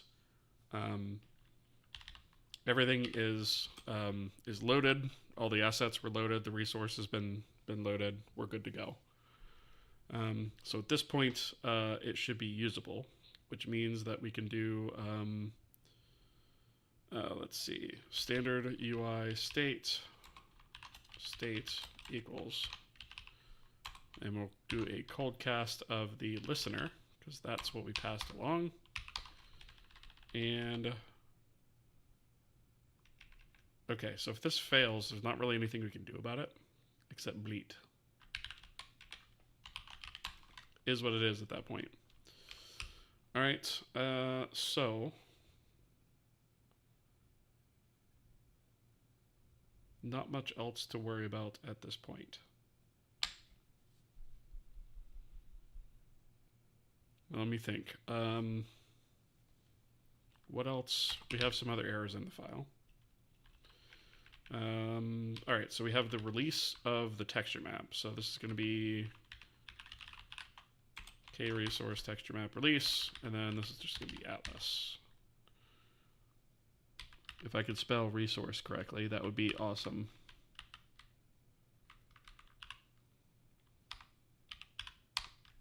There we go.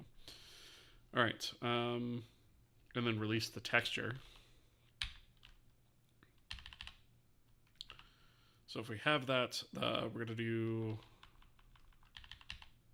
texture system release. I don't think we've defined the release for this type of thing yet. Let's finish up with k-resource texture map resources release.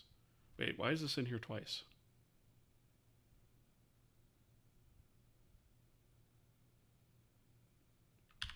Does not need to be. It's already done here. Okay. This also needs state renderer. Whoops.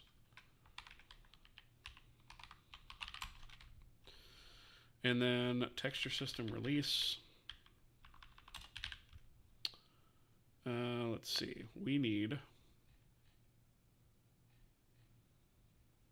have this sort of request here.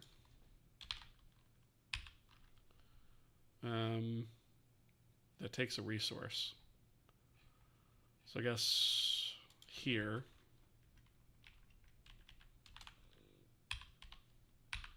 we'll make a resource version of this.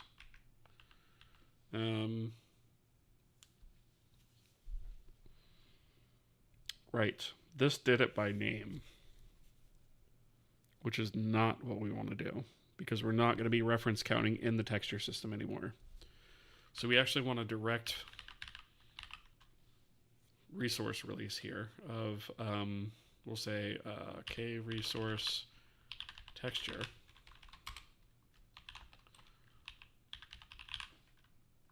I'm just going to say T. And then here, Texture system release.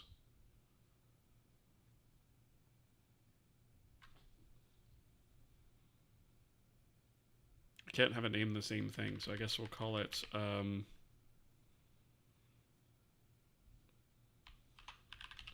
resource.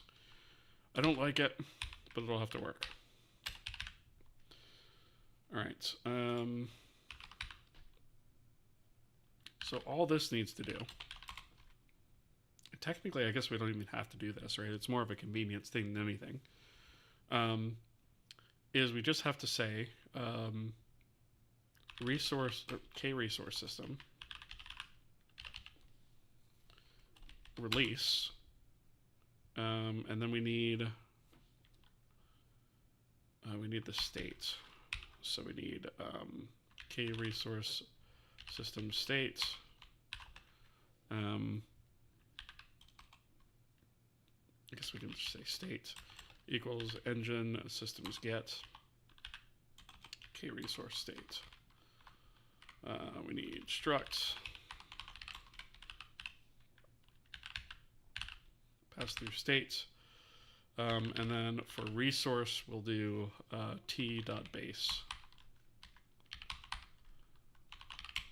Right, and then here we can do resource, and this should be Atlas texture, and we don't do it by name anymore, so just that. Okay, 2 more errors left in the file. So what else do we have here? Yes, the renderer. So this is going to be the other bit. Render data, UI Atlas. So this is actually going to want the wrong kind of texture map. So we are going to have to fix that. So this is basically where in the system we queue up all the things that need to be rendered. We create a render list of sorts. And one of the things that it needs to know is what Atlas to use when rendering all the UI objects. So in this case, this now needs to be a K-resource texture map. And that's going to be Atlas. That's going to obviously cause errors in other spots, but we'll fix those as we come to them. Thank you for the hydrate redeem. Appreciate that. Thinking about making a 2D renderer separately, then including into the engine. So why would you make a separate 2D renderer is the question. Bonus, how's it going?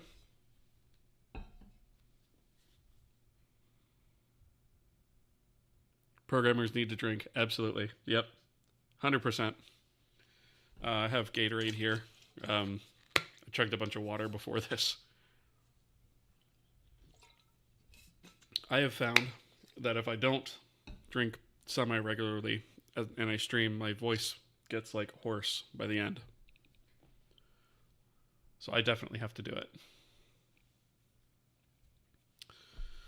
Okay, so unknown type name K resource. Unknown.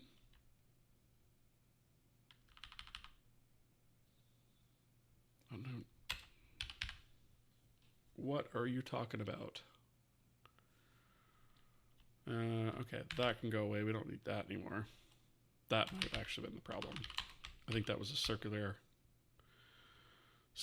include that happened somehow. Okay, so I think we're good here. Let me build, which I know is going to break a couple things. You know, a couple or 10.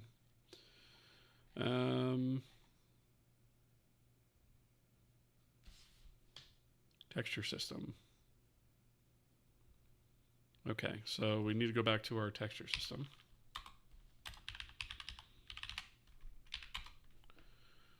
All right. Oh, did I do this wrong? This should be... Well, you know what? I should probably do... should probably cast this to that. T.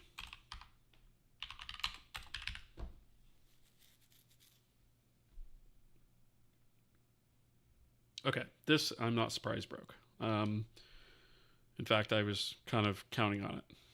So SUI text box 250.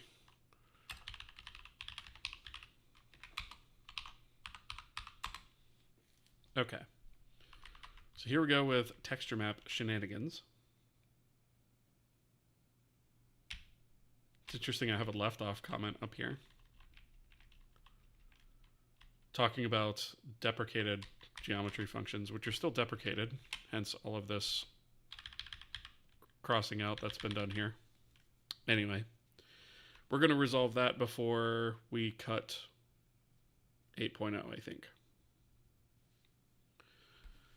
All right, so this needs to be a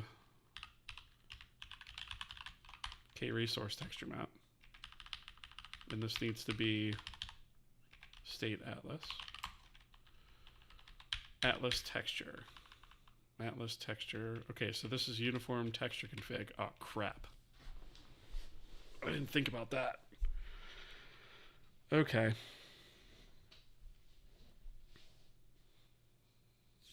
So when we're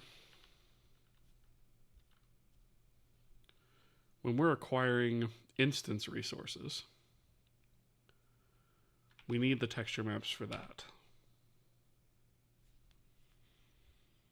So that's put in here as uniform texture config, which is, let's see, maps, instance resource config, uniform configs. Okay. So I might actually have to do some digging in the renderer to figure out, because I don't remember exactly why I needed those, or if I need the whole structure, or if I just need to know that they exist. Because if we just care about their existence, then maybe I don't have to pass the whole thing through, and we can actually simplify that some. So if we go to instance resources acquire, that's just a pass through to the back end.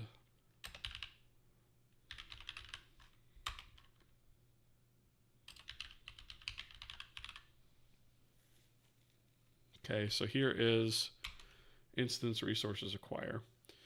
So all that gets passed into this config object here. So config.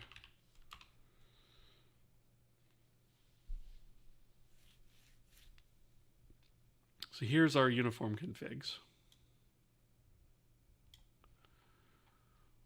So let's see. We set up an array for the sampler texture maps.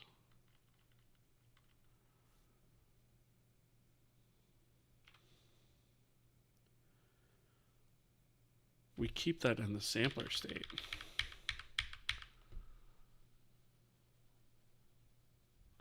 I think I might have just found a potential design flaw here, actually, with the way that we're handling this.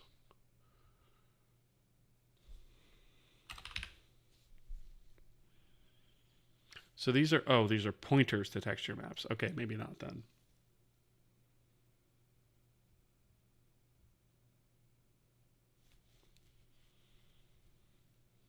Okay, so if it's just a pointer to a texture map, that's fine-ish.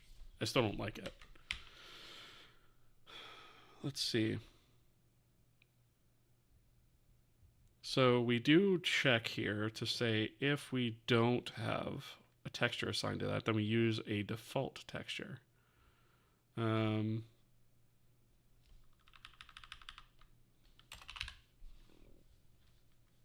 That default texture is just reaching out to the system, the texture system, to get the default texture. So I would actually argue that this check shouldn't even be here. This should be done on the front end whenever we get ready to acquire these resources. This should probably be done before this ever gets back here. So I'm going to put a to-do on this, or a fix me actually. This check should be done by the texture system, not here. Okay, so we set up all of our descriptor states.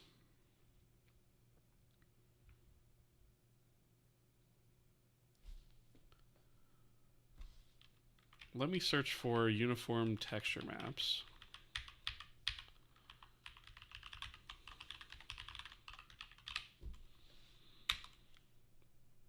Okay, there's only 9 instances of it.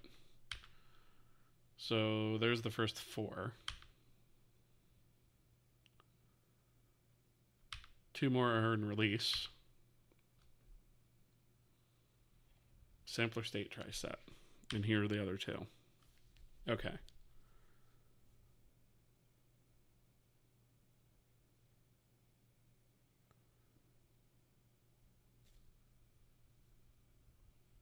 I could be losing my mind here, but it looks like we do a lot of setting for this and then never actually use it.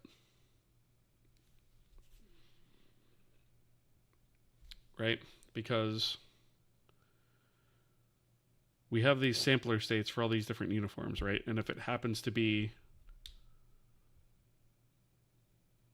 like, I don't see anywhere where those are actually red. Oh, wait.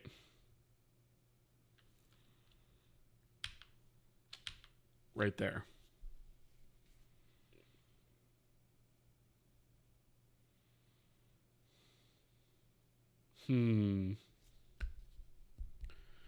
So we get this texture map to acquire the texture. See, okay. And I remember actually when we were writing this, we were discussing that this was bad. So maybe this is actually when we need to address this. So here's the thing. The way that this works, when we do a descriptor set update and bind, we go through and we say, has the UBO updated? Yes or no? If so, update it. Right? Bind the descriptor, all that stuff. We also go through each one of the samplers that we have, or each one of the textures, and says, hey, has this texture uploaded? If so, or updated. And an update can be, it's never actually been uploaded before. It's a brand new texture. That still counts as an update, right? But what this basically does is it runs through a bunch of checks for each sampler binding and says, for each one of these things, make sure that we have a texture, right? So it grabs a pointer of the texture here, and then it checks to see if the generation of the texture is invalid at this level, which is completely wrong. And then if we don't have an invalid texture, we need to make sure that it's actually synced, right? So the texture generation versus the map generation, which again, should not be done here.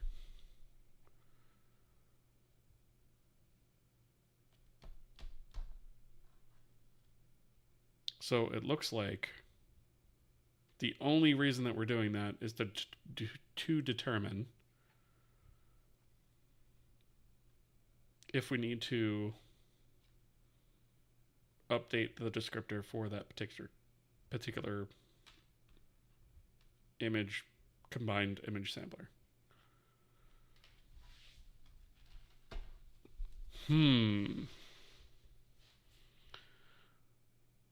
So that's definitely not something we should be doing every time, right? Well, ideally, what we would want here would be, we do need this to happen like at a certain order in the frame, right? So we can't just willy-nilly do it from anywhere. We should probably have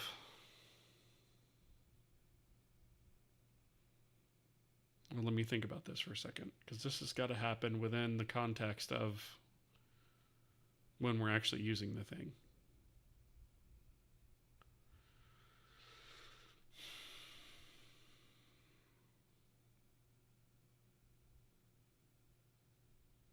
realistically, I think we should probably, instead of passing a map and keeping a map in the back end, keeping a pointer of the texture at the back end. We don't really need to do any of that. We should just pass through a list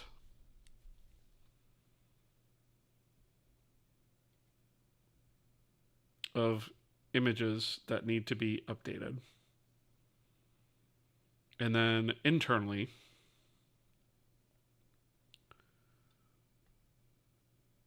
we can actually we could retrieve the texture internal data, right? Or default, which is interesting here that this is here, because this kind of invalidates the need for this part now that I'm looking at it.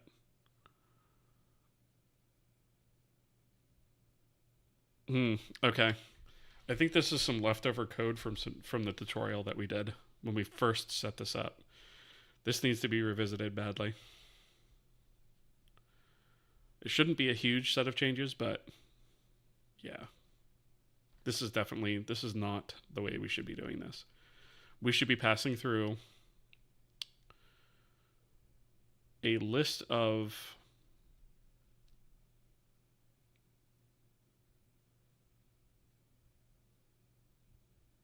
I guess it would be a list of internal image IDs or handles, and then indices, like sampler indices, to say, hey, these things need updates, so that we don't actually have to check this crap every single time. And then what marks that as needing an update would actually be the callback from the front end that says, hey, this texture's been updated. We have a mismatch in the generation, update it. And the thing about that is if we were to do that, we might be able to get rid of the maps generation.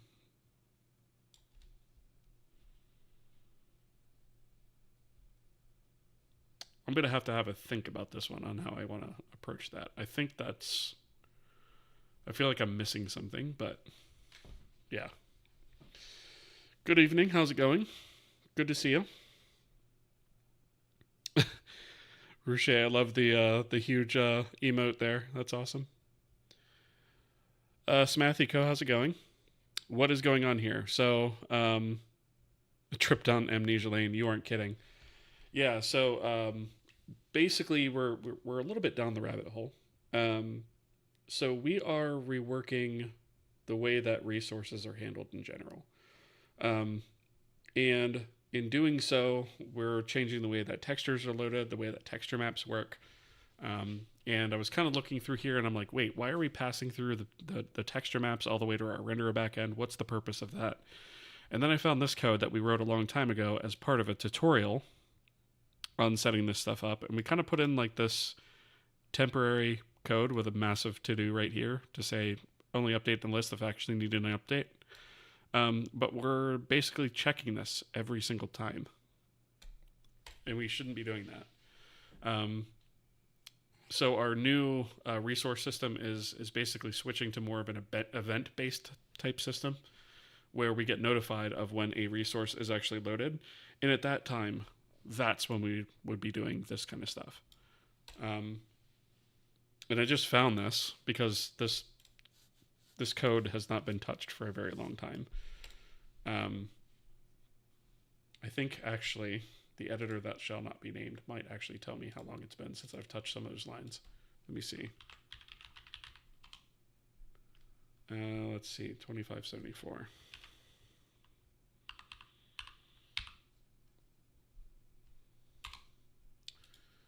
Let's see.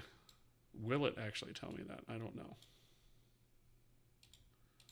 I guess not. I thought there was something in here that would tell you how long it's been since you've touched a piece of code, but apparently not. All right, never mind. Anyways, I know it's been a couple years at least since I've touched this code. So this is a to-do that I slammed in there a very long time ago that I'm now realizing we should probably fix. Because we are literally checking every time we update and bind the descriptor set, we are getting a pointer of the texture and checking its generation to make sure it's not invalid. If it is valid, we're checking to make sure that the texture's generation matches the map's generation every friggin' frame for every texture. Did that to-do celebrate a birthday? Probably 2. Yeah, probably 2. Because I remember this was like stuff that we wrote a long time ago.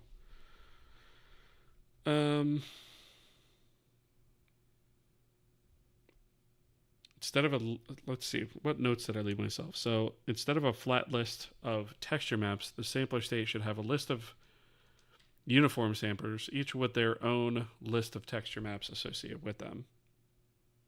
This will make for fast lookups assignments here. So we have part of that. The whole reason we needed the texture map to begin with, even, was all to get this. And because the texture map actually holds the sampler too.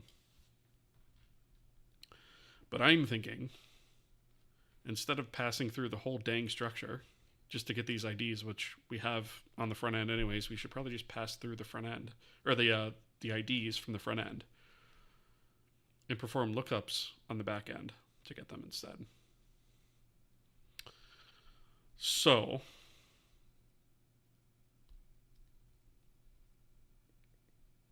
on that note, that's probably what we're going to wind up doing tomorrow. If I don't get it done off stream, which is probably not going to happen. So it's either that, or we put it off. But if we put it off, the issue is that we'd basically have to duplicate all this crap because of different structure types. This is one of the reasons that I'm creating an alternate structure type for our texture maps, is so that I can find stuff like this.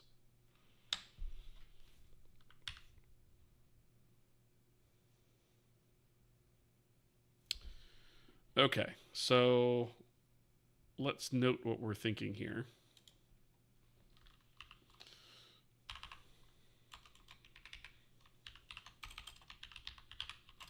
All right, so this shouldn't be here. This should be here.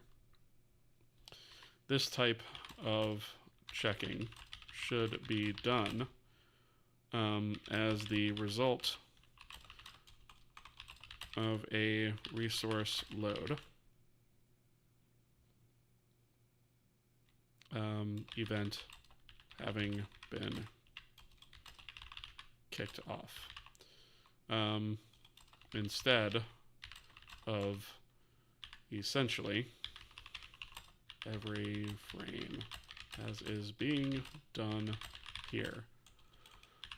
Ideally, pass in a list of IDs, handles, to the sampler internal images, and use those instead of passing through the texture map struct. And that should probably be done across the board, actually. Because realistically, the texture map struct here, well, yeah, the texture map struct here isn't ever really needed beyond creation, because the only thing we use it on creation is we use it on creation in order to set up like the repeat mode, the minify and magnify, that kind of stuff. But past that, we don't really ever need to pass it to the back end. We shouldn't. So I think we can simplify this, simplify the configuration that we have to pass through on the front end in order to acquire these resources, and maybe even eliminate a bunch of code in general. I like the sound of that. But I don't think we're going to get it done tonight.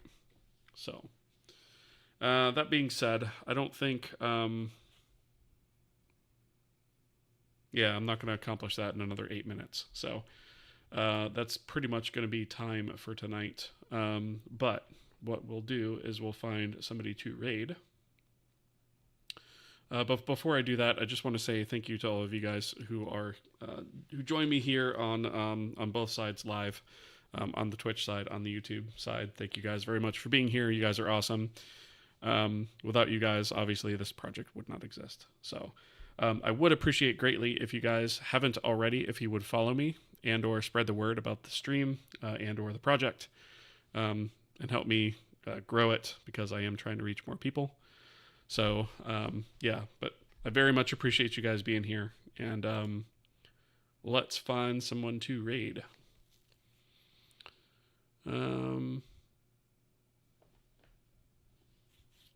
Let's see.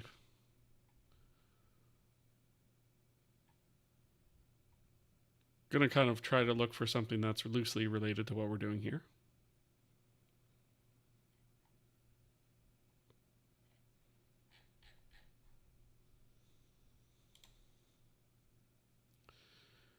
Let's see.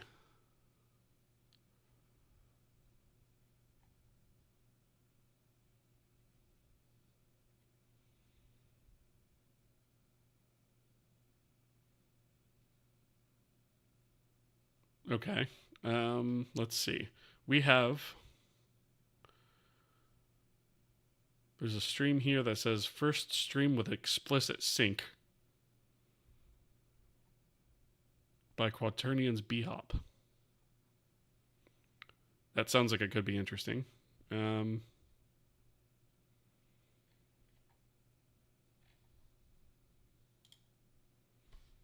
Let's do... You know what? Let's do that one.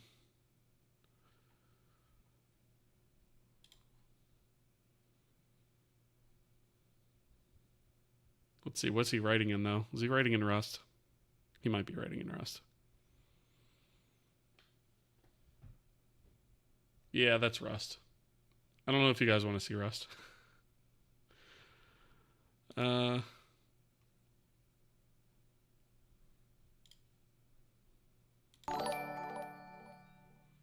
Let's see. Thank you for the follow. Thank you for the streams. Learned a lot about C. I appreciate that.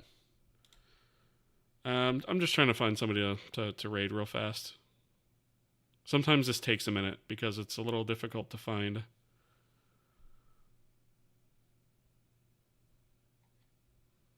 It's a little difficult to find somebody in, the similar category of dev, right?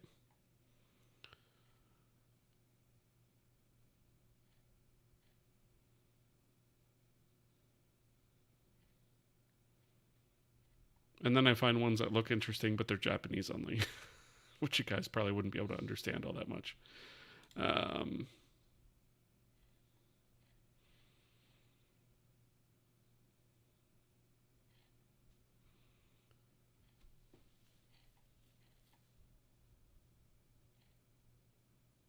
Let's see. Unless you guys have any suggestions,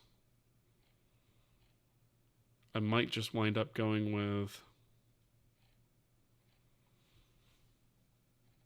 one of the defaults that I use a lot of times.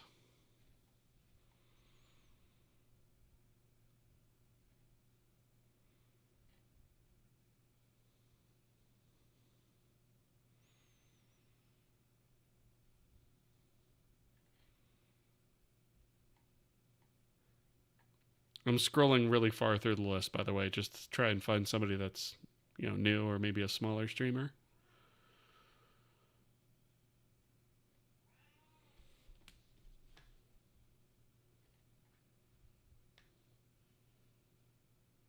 Let's see.